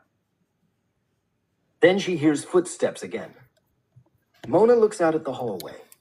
Unlike the last time, she can see movement at the end. She quietly steps to the side, hiding behind a huge door, and takes out the Glock. I'm not sure what you're trying The to say. I'm footsteps so come closer, sorry. heading directly for the room. They slow a bit, and she hears the walker stop just at the threshold of the door. "Hello?" says a man's voice. But it's a very curious voice, Mona thinks. What's your book? Not only is it not very threatening, it's also faint and crackly, like it's coming out of an old radio catching a signal from a Genre. broadcast far, far away. The person walks forward toward the mirror. I was thinking that And when at he sign closes was the an door, A, and I kept trying to Mona figure out sees what you were it's not saying a with an man at A. all. It looks like a man, just a little. But it's like a black and white image of a man from an old broken television, one overlaid with fuzzy lines and bursts of static. And in some places, he is even transparent. He's wearing a ragged tweed coat and a stained pair of slacks, and his shoes are scuffed and beaten, and his collar is torn. His salt and pepper hair is curly and thick. Though she can see him only from behind, he looks very much like an absent-minded professor who has been lost in the wilderness for a long, long time. He looks around, staring at the room. Finally, he glances over his shoulder and sees Mona standing behind the door with the gun pointed at his head. "Oh, my goodness," he says in that odd, crackly voice. "Laura? My God, Laura. Is that you?" Mona's mouth drops open and she lowers the Who gun. stole your book? Not just because this What are you black talking and white about? static man seems to know her mother and has mistaken Mona for her, but also because, unbelievably, she recognizes him. She saw him once before in an old book in a library where she read an interview of his about his idealistic plans for his laboratory and the town it was going to have built around it. "Laura, my dear, what happened to you?" asks Dr. Coburn. "Where have you been? What are you doing here?"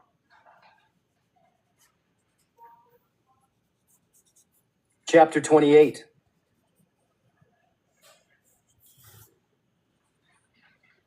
Whereas most of the other waitresses at Chloe's despise their jobs, secretly or openly, Gracie often can't wait to come into work. She doesn't mind the scalding coffee, the heat radiating from the griddles and ovens, the uncomfortable wool skirt, The story that's and the being read? ridiculous tiny hat. Nor does she mind the balletic stride required to ferry however many pies. In Wink, pies are quite popular, and people usually order more than one piece, through all the aisles, which frequently resemble an obstacle course, with children's feet and stray boots standing in for tire runs. I'm listening to it on Audible. I guess you're going to have to get with the author. I don't know what to tell you. Though behind each beaming smile, every waitress is feverishly counting however many nickels and dimes Mr. So-and-so put down. And did he really just tip us with just change? Good Christ, he really did. What does he expect us to do with that, besides buy a newspaper?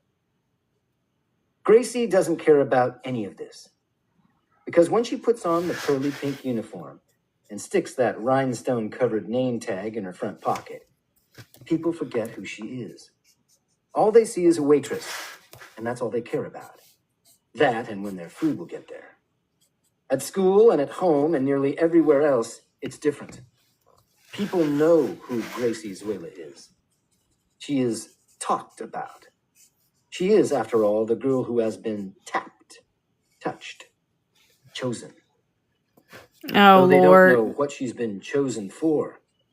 God help them if they ever figure that out. They know she has connections. They fear her as they would the child of a mafia don or a corrupt mayor, worrying her whims and attentions could result in dire consequences. But the eponymous Chloe, owner of the diner, doesn't care about It's all Gracie's coming relations together. at all. Her work ethic is so inflexible, so demanding, that she is blind to Gracie's background and deaf to all the rumors that follow her around like so many muttering thunderclouds. Some people are aghast at this. Gracie's fellow waitresses, for example, exchange terrified looks when Chloe gives Gracie both barrels for whatever mistake she's just made, as if her recriminations could bring Thank you, the whole week down on their Ness. heads. These comments cannot be ignored, they say. Surely Gracie's, they stumble for the word, benefactor must intervene. But nothing happens. Gracie always just nods meekly. She really cannot nod another way, and fixes her mistake. Chloe blows away the stray strand of blonde hair that's always in her face, sighs, apologizes. Then, as always, follows up that apology with another warning, though this one less severe than the last. Gracie nods again, and Chloe mutters, "All right then," before moving on to more important affairs. And everybody just stares. The sleeping dragon has just had its eye poked. Surely there must be a column of blasting fire and a terrible roar. They just don't understand, thinks Gracie as she busses a table, mopping up coffee with a used napkin. They just don't understand how unimportant they are, how unimportant I am.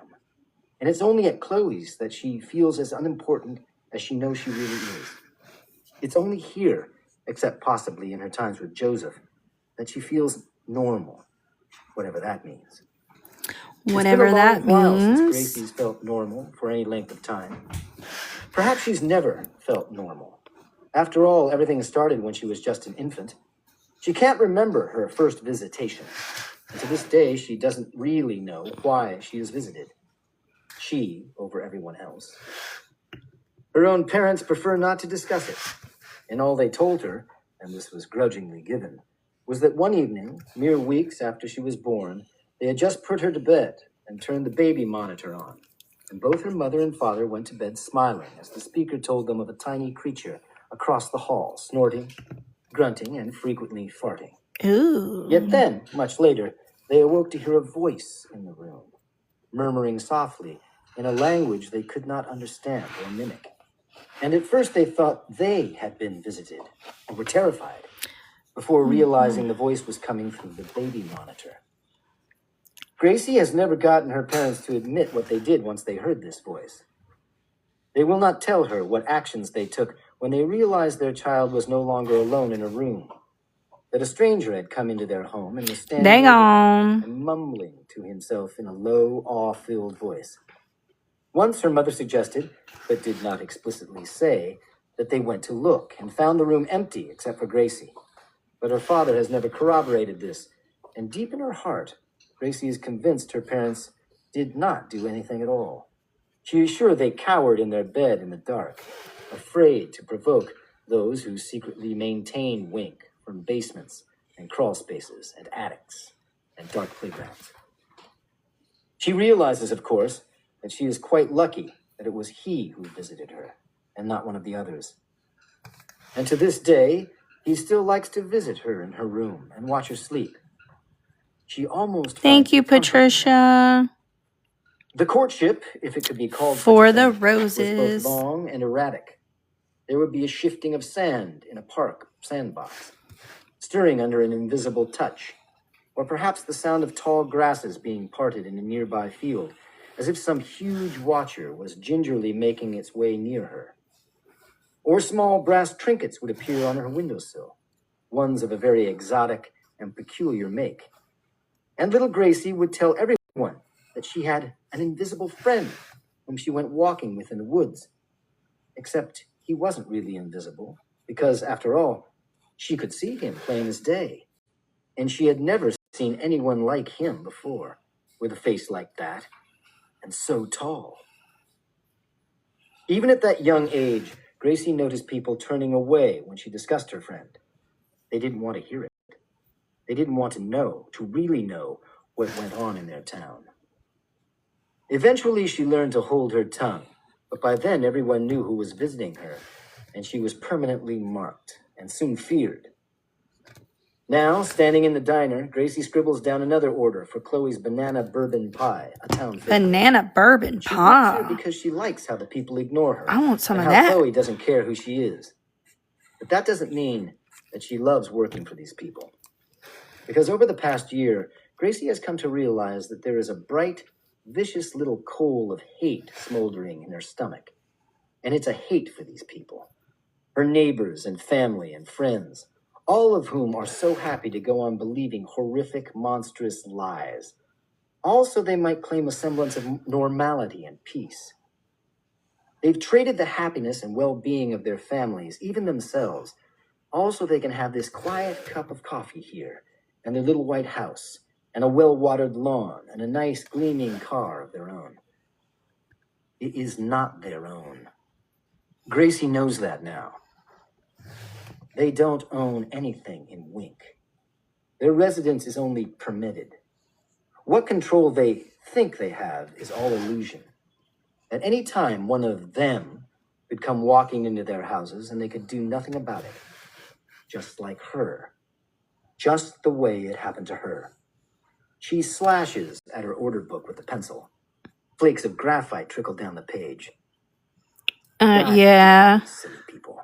Gracie doesn't care anymore. There's nothing to care about. She can't even summon the strength anymore.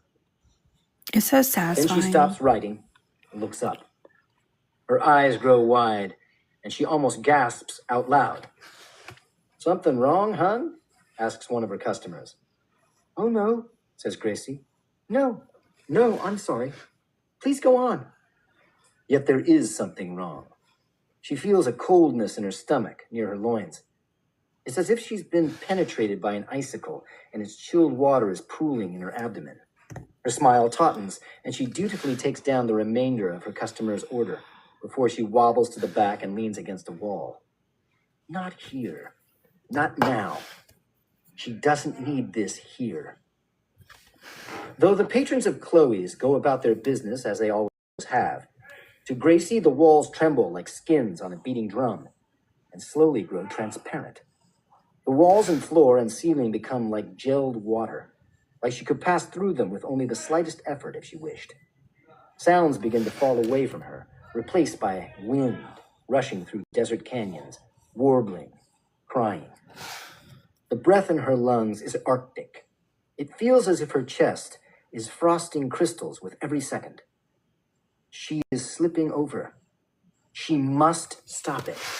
She shuts her eyes, Oh, Lord. breathes deep, holds it. That was a lot of water. Then she takes the web of her left palm in her right hand and pinches it hard. Gracie opens her eyes again. The rush and royal of Chloe's have returned. Someone whoops and makes a comment about the quality of the pie. Chloe herself is totaling up a large party, nearly 10 people, nodding along as every charge is listed. Gracie takes a breath, relieved. Something happened just now, she Yes, thinks. it's a lot. Something One triggered second. that. She glances nervously out the front windows and sees she's not done yet. I'll put him here and then you Although the can walls and noises screenshot of Chloe's him. are back, 1 second. she can still see the evening sky outside, and it's dotted with red stars. And there's no mesa beyond the town. I don't have them There are written down peaks, yet. but they're black and curling and strange. Rock formations of a kind not found in New Mexico. Gracie blinks again, slowly. And when she opens her eyes, the mesa's back too. She sighs again. Okay. The cold sensation in her loins is ebbing away. It's an unpleasant phenomenon, one that's been happening randomly for nearly 3 months now. She is being changed by her visitations. That is clear. At first, she was not sure how, but the more she talks to him, the more they sit in the canyon and discuss his nature and origins. You're The welcome. more she realizes that in these moments, she is I'll make sure I crossing over. put She is all the becoming more codes like in the him. disco when She I'm is catching done. glimpses of where I just they got to write them are. down. There's a gust of wind out in the street, so strong and loud that all the customers look up. They hear a clattering outside, like someone's just thrown an enormous deck of cards up in the air to let them fall on the ground. What was that? Someone asks. Something got blowed over. People stand up and Yes. trickle outside. This is Mermaizing by Cover by Colors. I think she's sold out, but she's supposed to be getting them back in stock soon. And wonders if let being me see. followed by the wind is just a coincidence. Heart sinking, she walks out of the diner to join the crowd. It's There are actually a really, letters in the really, really street, cute book. Big black ones. They've been blown off the marquee signs of the restaurants and stores along the sidewalk, leaving You're patchy welcome. messages of gibberish behind. Someone comments that this is damn curious, which casts Thank you so all over much for the crowd as they begin to follow. suspect that this was not accidental. Paint by Como and Gracie carefully the scans the Lena signs, Edits. looking Welcome for one for the in. next. Then she walks a few steps down the street and turns around and starts walking backward. And then things just line up. Thank The letters you. M-E and E-T remain on the Oh, garden thank you shop for the sign. heart me and welcome to Then the on Hot the Mess mechanics, Express she can Club. still see M-E, and after that, T-O-N. And just behind that sign, she can see the barber shop sign, which has a single lonely eye. And looking down the street, she can see a G on one sign, and then an H-T. Yes, and you know, a lot of them actually come from me when I And work she pinches live. the bridge of her nose. He So a always lot of that does use such stuff awkward. I actually do live. I do a lot of teaching live on Tuesdays, though. We call it sensory night. It's a little calmer. We listen to an Audible book. But normally, Monday I do like beginner friendly stuff. Thursdays I do a color along, and Tuesdays I just color and we listen to a book. Methods of conversation. She keeps asking him to try just sending her a letter every once in a while. But he never listens. He's never been very good at listening.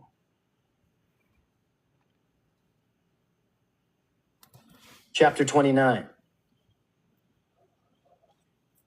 It is night.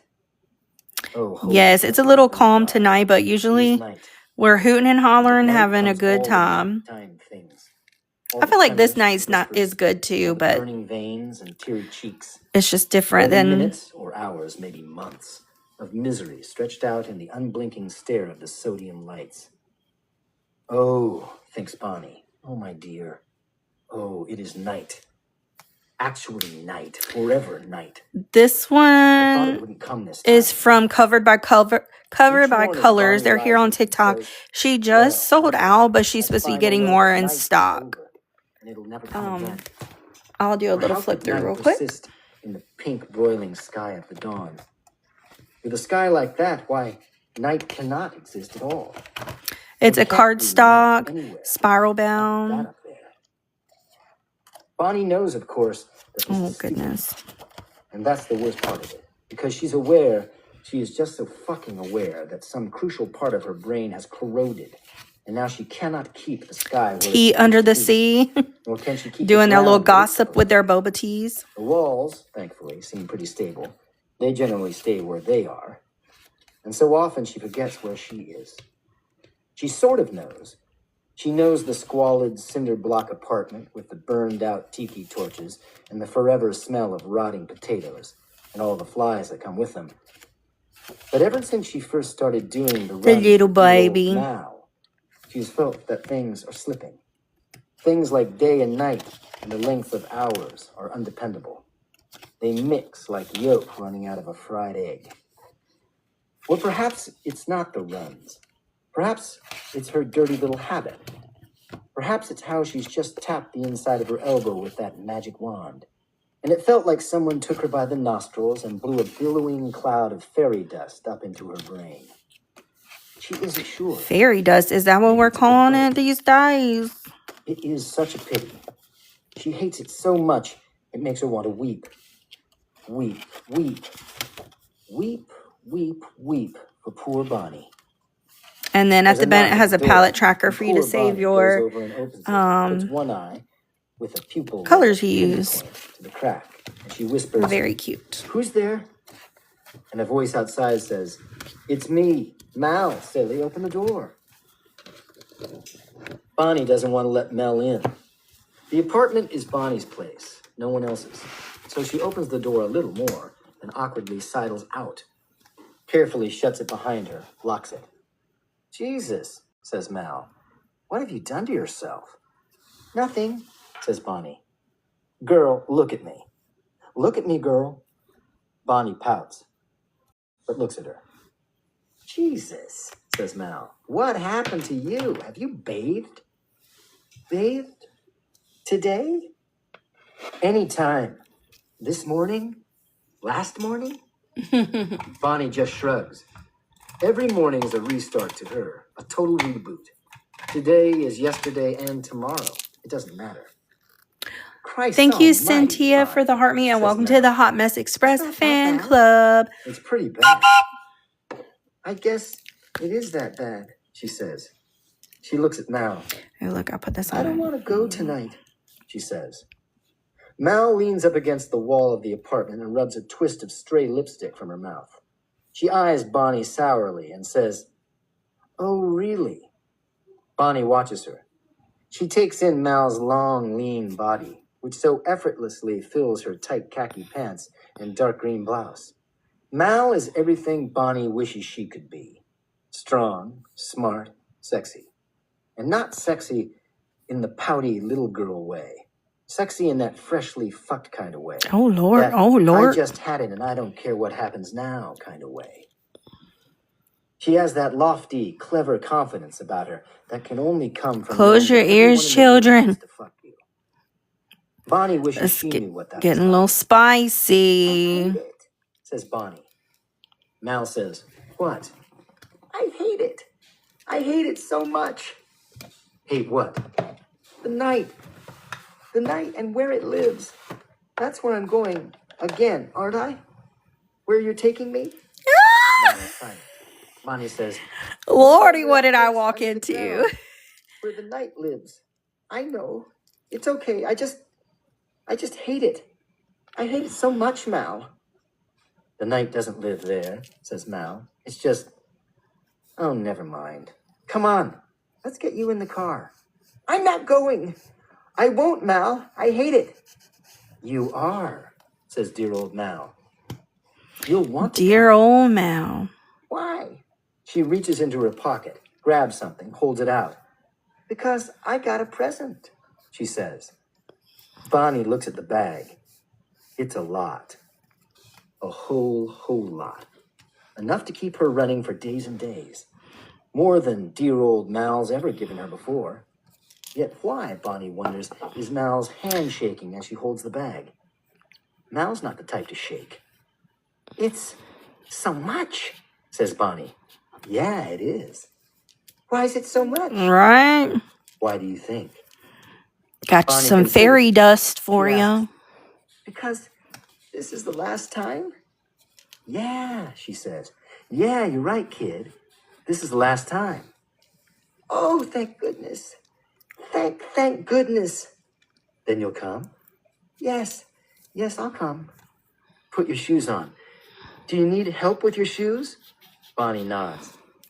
Oh, Jesus, says Mal, and she sighs and sits and tries to force Bonnie's feet, toes black, nails yellow, into her keds. Bonnie whimpers a little. Stop it, says Mal. I don't mean to, says Bonnie. Yeah, you do, says Mal. I don't. I don't even care anymore. I don't care. Come on. Mal drives an old green Chevy Suburban that's as wide as a boat, and it makes Bonnie scared because she's sure it'll tip over, yet somehow it never does. They drive north, straight north, because Bonnie lives on the southern side of Wink, which is not the wrong side of the railroad tracks, because there are no railroad tracks in Wink. But if there were, then Bonnie's neighborhood would be on the wrong side of them. It's that kind of neighborhood. There are a lot of trailers. Have you been? Are you kind of like using it? I kind of made like an edge where Bonnie shakes it's her head. Well, like I'm not using the point. I'm using the side. I don't know if that It's makes not a good? difference. No, says Bonnie. Why not? Not sleeping. What? Oh, shoot. Hold You're on. not I have a sleeping whole anymore? leak over here of No, I acrylic don't that like it. leaked out on my desk. That'll kill you, you know. You'll burn yourself up. Bonnie doesn't answer. She I stares don't know out when the car that window, happened. rolls it down slowly. You don't want to know why, do you? I don't know if that'll make a difference, Kay, but You're that's just right, been how I've says been Mal. using it, is like the I don't side of wanna know it. why. I'll tell you. I said I don't want to know why. I'll tell you anyway. You put him in my head. You deserve to know. Mal is silent. Though Bonnie slavishly adores Mal, she enjoys seeing her so disturbed. It's a power she has never had before. Because when night comes, when I sleep, says Bonnie, there's another corner in my room. I can't see it because I'm dreaming, but I know it's there. There's a fifth corner suddenly out of nowhere. I was just using this smudger. I got the smudger from the Wooks. You can use a Q-tip if you don't have a smudger, but I was telling her that I use the side instead of like going straight down. I use the side of it and I put this acrylic. I can tell he's watching me. I don't think he needs And then I use the eyes side to to watch. smear it. I think where he's from, no one needs eyes. They have other ways. But of you can use a seeing things. Q-tip if you don't have a You've smudger. said this before. Have I? Yeah, Mal asks. Where is he from? I don't know. Somewhere far away and underneath. Like when you flip over a board lying on the ground and there's all these bugs underneath. But it's not quite like that. No. No, it's more like you flip over a board and you see it's not the ground under there, but a whole ocean. Big and black. And there are Bella, thank you for things the looking up at you follow. from down there. Watching you. They've been watching you all this time. Jesus Christ. I hate talking to you when you're high. I'm not high. You are. You fucking are. Look at you. Bonnie laughs. I'm higher than high, she says. She holds her hands out the window as if to embrace the sky. I'm higher than higher than higher than high. She had a little bit too much fairy dust. Shut up, says Mal. Now you're just being irritating. Maybe, says Bonnie. She looks I into the sky told and you. drops her arms. That happened to me, and I just knew I lost it, and I was the same way. I was like, I have everything super organized. There's no way I lost my marker. And that's what happened. That's what She happened. says, and she points up. Mal ducks her head down to peer up through the windshield. What? She says. The moon? Yeah. What do you mean? Whose sky it's in? Bonnie stares at the moon. It's so huge. So pink. So smooth, she murmurs. I mean what I said. I just don't think that it's in ours. It must be in someone else's. Maybe it's their sky. Shut up, says Mal. Okay. The Suburban goes straight into the heart of Wink, around the park with the dome and past the shops, to a small dirt road that leads to a concrete ravine. Mal pulls the Suburban forward so that the headlights I are really pointed like how down the the lane. water's turning Then out. she throws it in park, and the two of them just sit there for a while, looking at the blank concrete, all lit up white in the brights. The ravine tapers away, ending in a wide, black drainage tunnel in the side of the hill. They want 2 this time, says Mal. 2? Yes. Just put 2 in the box. Says Bonnie. Silence. Well, says Mal, you know how it works. All right, let's do these bubbles. Mal waits. She gets impatient.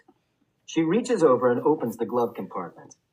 Inside is a small glass lantern, like the kind miners used back in the 19th century, a pair of gloves, and a wooden box with a brass clasp.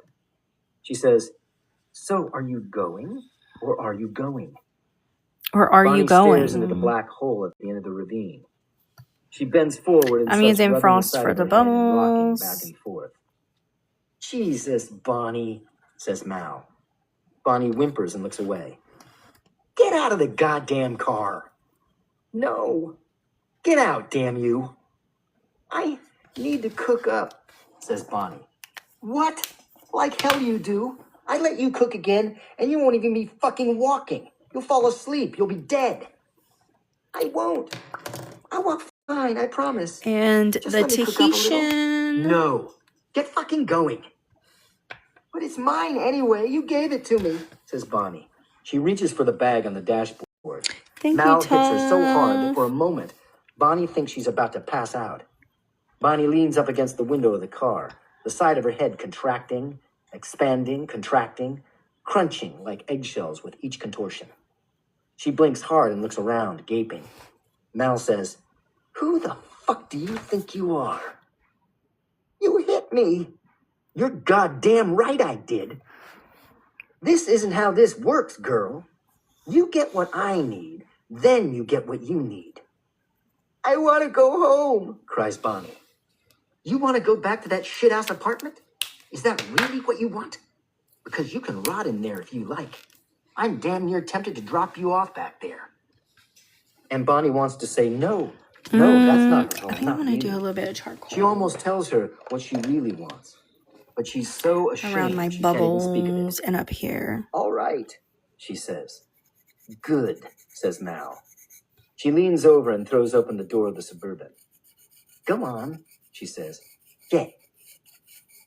Moving slowly, like a beaten dog, Bonnie slides out of the passenger seat of the car and takes the lamp, the gloves, and the wooden box.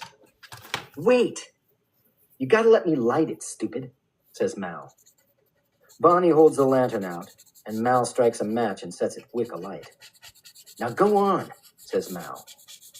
Bonnie says, this is it, right? This is what? The last time? What?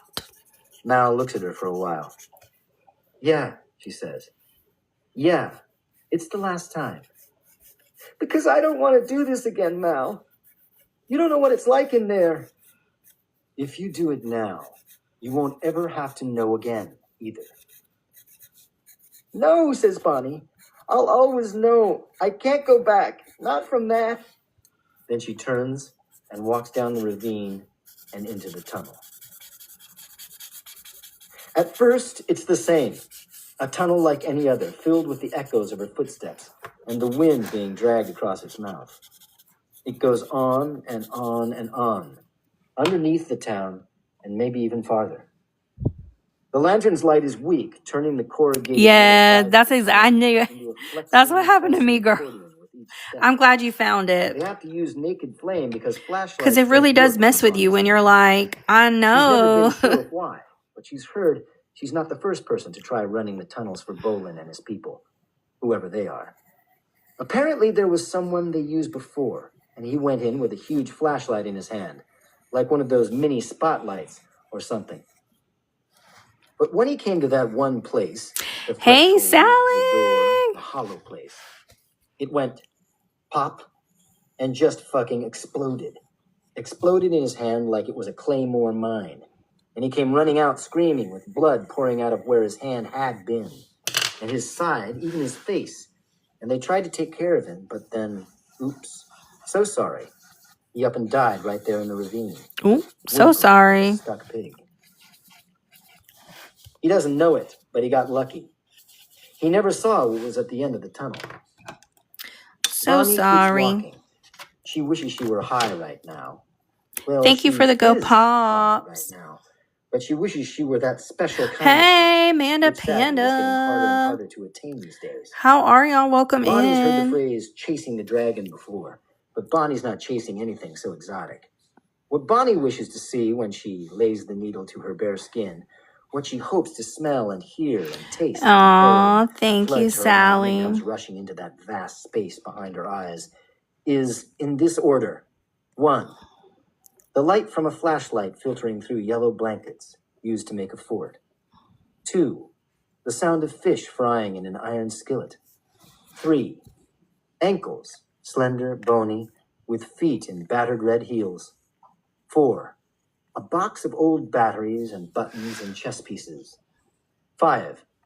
Sunset, peeking through the limbs of the Arizona ash outside, its bottom half covered in truncated limbs, the result of serious pruning.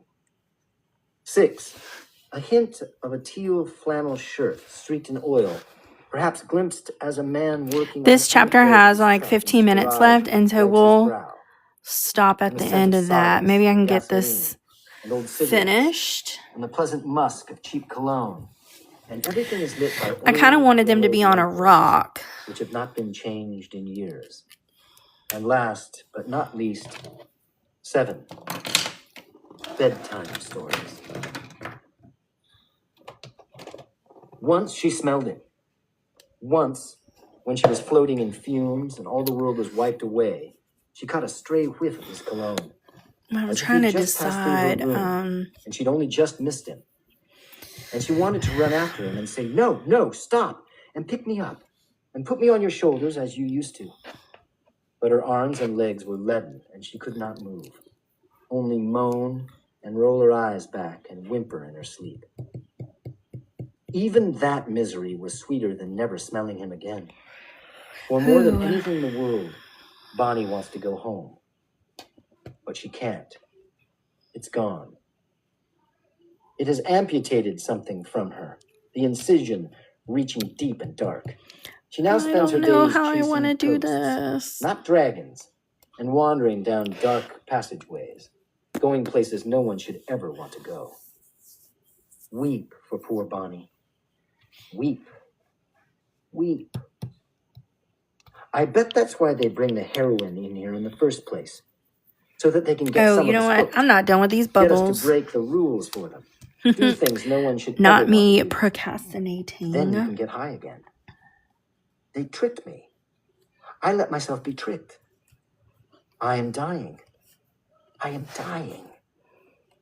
Dying. It is then, at her most abysmal point of despair, that Bonnie comes to the changing place, the threshold, and she stops. The changing place is never exactly in the same spot. Like most things in Wink, and Bonnie is only slightly aware that this is a terrible, terrible secret, it's not really where it is, or where it says it is. When she first made this run, when she first entered this dark maze to find their silly treasure, she had to walk. I don't know what I want to do, y'all. But on the second, it was only 10 feet in, like it was waiting for her. She feels it in her brain first, right in the middle of her forehead, the most terrible of migraines you could ever imagine. It's like her brain is being slowly pulled forward to put pressure on the front, inside of her skull, threatening to worm out her skull and down her face like a maggot. I could do sand and just make it easy. She takes a step forward, then another and another. She's passing through something hollow, some cyst or cavity. Yeah, I really wanted to do a rock, but I don't know if I feel like dealing with that. Hey, Then it's like Carmelina, she's thank you being for the ripped through a like. 3-inch hole in a wall, inexorably pulled forward until she is a boneless, pulverized tube, her arms and shoulders and ribs sloughed away, and nothing will make it through but a baseball-sized fragment of brain, and a tangle of nerve, and maybe one eye Michelle. dangling by a thread of tissue. And the last thing it'd report to her, the last signal it'd send to the sputtering, mangled ball of brain, will be the sight of the corrugated walls of this dark tunnel. Oh my gosh, you guys. What do we do? Her long journey into night abruptly, perhaps thankfully, halted. This doesn't really happen. It just feels like it does. But then it's over, and she's done and through. Like an oyster shell? Yet through what and where she has gotten through to, Bonnie doesn't know. It's not where she was. The tunnel before is not the tunnel after. It is somewhere else. Oh yeah, like they're sitting on like a big clamshell. She's under Wink, probably about under the courthouse or the park. Or just because she's underneath there doesn't mean she's not somewhere else. After all, Bonnie thinks, we can have a different thing. That would be cute. I don't know if I could get it to translate since you're just seeing the top of it, but we can try. Hold on. But that doesn't mean I'm wrong. Sometimes there are cracks in the tunnel, and she can see light filtering in. Sometimes the light is gentle and pink. And what if I do like a cream? Bonnie's never once put her eye to one of the cracks to see. Because I don't want it to be too bright to take away from them. Pow. And wonders what it'd look like if that happened to a human eye. No. No thanks. She keeps walking. Just keep walking. Keep the lantern high and your eyes on the prize. What lives down here under Wink? What lives in Wink above it, around it? What color could we do? Also, there's a little moth flying around in here. We're just going to ignore that. Hangs over this town. She is at the chamber. She stops at the doorway, small and round, like that of a crypt, and looks in. The chamber is big. It's bigger than big. So big, she almost can't conceive. Yeah, okay, let's do... God does not live in a place this big. Cream and apple cider, maybe. Blank floors stretches for miles, oceans, hemispheres, and its black vaults stretch up and up and up and up until she thinks she can see a pink moon, many stars, 1,000 twisting peaks. She needs to stop. Bonnie takes a breath and focuses. Or she does not focus. Because if she did, she'd go fucking insane. To look at this place, to look upon it and perceive it, would be to destroy yourself. Bonnie secretly believes, and though she doesn't know it, she's absolutely right, that the heroine is her shield, that it inoculates her against the madness waiting here, puts an impenetrable film on her mind, like a tarp protecting a boat against the rain. You can't make someone mad if there is no mind there to make mad. So maybe Bonnie is one of the only people in Wink who can go here, and only then when she's absolutely fucking jazzing on H. But while she is utterly dosed up when she comes here, she's come to understand two things about this place. One, it is secretly a jail cell, and Bonnie knows what's being jailed here. Two, though it's a jail cell, its occupant can be allowed out, though only briefly, and its exit or invitation must be arranged in a special way. A very special way. In the center of the vast gray floor is a pile of something. From this distance, though the distance doesn't exist, not here, it looks like a pile of small stones. But Bonnie knows it's not. She looks around, searching the edges of the room, at least what she can see of it. It's empty, or it appears that way. Bonnie knows better, and she knows she won't see it unless it lets her. She begins the walk across the chamber. It takes a long, long time. Of course, I grabbed a color that's wonders, starting to is some part of me go forever out. trapped in this place? When I go back to my room, and I am followed by the night, by the man in the corner? Or am I still here, torn in half, split down the middle, stuck in this room and wandering Wink all at once? Do I live up above while still trapped in here with it? Him, the night. The pile gets closer. The closer it gets, the more she can make out the tiny pebble-like teeth and the long, desiccated snouts and the gaping eye sockets. They're not skulls, not really. They're part of it, the thing that is jailed here. And if you What take a is piece of jailed it here? out and get someone to touch it, you must not touch it. Gloves. Must remember gloves. She sets the lantern down. She opens the wooden box. Then she carefully bends down, scoops up 2 tiny little skulls in a gloved hand, and lays them in the wooden box. She shuts it, clasps it, and sighs. Done. Done, done. She grabs the lantern and begins to walk out. It's always as she's leaving that it comes to her. She's not sure why, and she never really sees it. Like right now, she smells it first. An awful scent, decay and rot unknown, as if it's a noxious thunderhead bubbling down out of the sky. And then, it's there. It looks like a man in a blue canvas suit, standing off to the side of her, always in the corner of her vision, no matter how she tries to directly look at it. But she can't see much of it, or him, or whatever it is. Words fail to describe it. In this place, it's always trembling, always quaking. A blue-gray ghost of a man standing in the shadows of this enormous room. There's no edge or line or section of its form that's not blurred. Yet she thinks she can see tall, thin ears on its head, and fists balled in rage. It is the night, because before it, all things are eclipsed. It hates her coming here. It hates everything in the world, and it hates that it cannot hurt her. Bonnie is weeping, tears running down her cheeks, but she keeps walking. It follows her like a hornet, dodging, buzzing, swooping through the corner of her vision. She can make it. She's done this twice before. You can't touch me. I'm not really here. I'm actually back at home, aren't I? Sleeping, because I just cooked up and...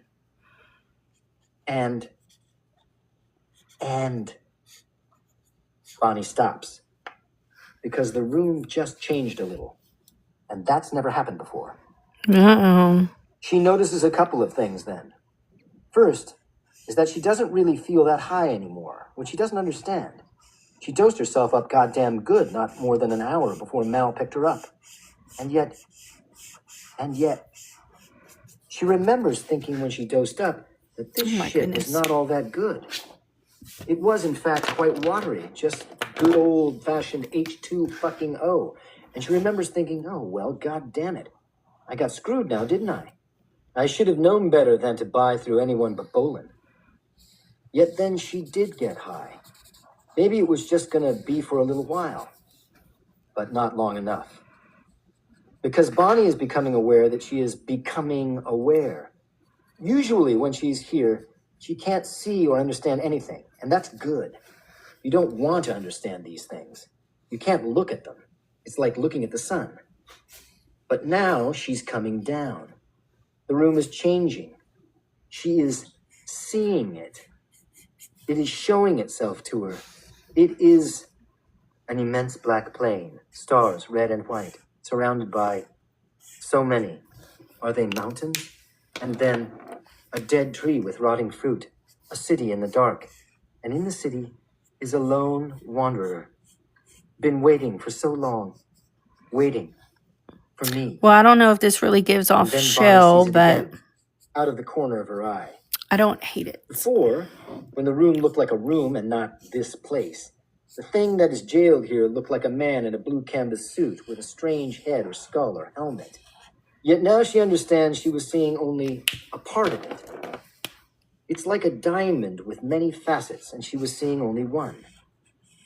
Yet now she sees more, maybe all of them, all at once. She feels it behind her, just over her shoulder, and she thinks she sees something incredibly tall and incredibly thin, with long, thin ears, covered in coarse brown fur, standing under the red moonlight. And it is... Oh, my God. My God, she thinks. It has eyes. Eyes like people. It can see me. All right, let's add some. Mallory never waits for Bonnie at the ravine because, quite frankly, the ravine creeps the ever-living shit out of her. She tried waiting on that poor girl all night, but she got the weird sensation that the tunnel at the end of that concrete river was an eye, and it was looking straight at her, and it gave her the heebie-jeebies. So instead, she always pulls away and parks the bourbon up the slope on an old gravel parking lot where she sips from a hip flask and watches the stars and sometimes feels a little romantic despite herself. So it takes her a minute to hear the screaming, on account of her being so far away and all. She sits up, listens for a moment. Bonnie, she says. Ah, shit. She doesn't bother to start the Suburban up. She just jumps out and starts running across the parking lot. And she kicks off her heels before she starts down the ravine.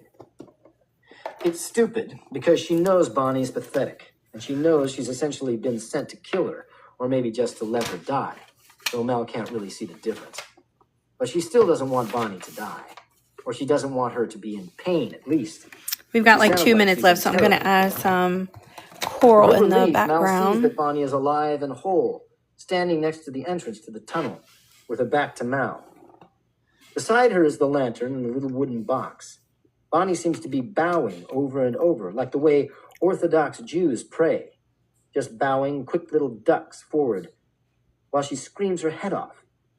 Though now that Mal's closer, she notices she can hear a little thuck, thuck, each time Bonnie bows. It isn't until she's about a dozen feet away that Mal sees the dark stain spreading on the edge of the tunnel. Bonnie is howling hysterically. Her hands grip the corner of the tunnel, and she is ripping herself forward and smashing her face into the corner over and over again, each time making a wet little thuck, each time little fragments and flecks of something whirling off her face. It's everything, screams Bonnie. It's everything. It's everything in there. Mal watches, terrified. Gouts of blood are dripping off Bonnie's face. There are spatters trailing down the white cement. Mal gags and steps away. And Bonnie hears her. She freezes and whirls around drunkenly. Her entire face has been split open. Her right eye socket is almost entirely gone, and Mel can see the whole of the orb, white and luminous, against the little pool of red around it. Her nose is missing. There is a crack in its bridge that is incredible. For the show down here. So black you wouldn't believe it. It's everything, Mal, shrieks Bonnie through ravaged lips and cracked teeth. Everything in the world.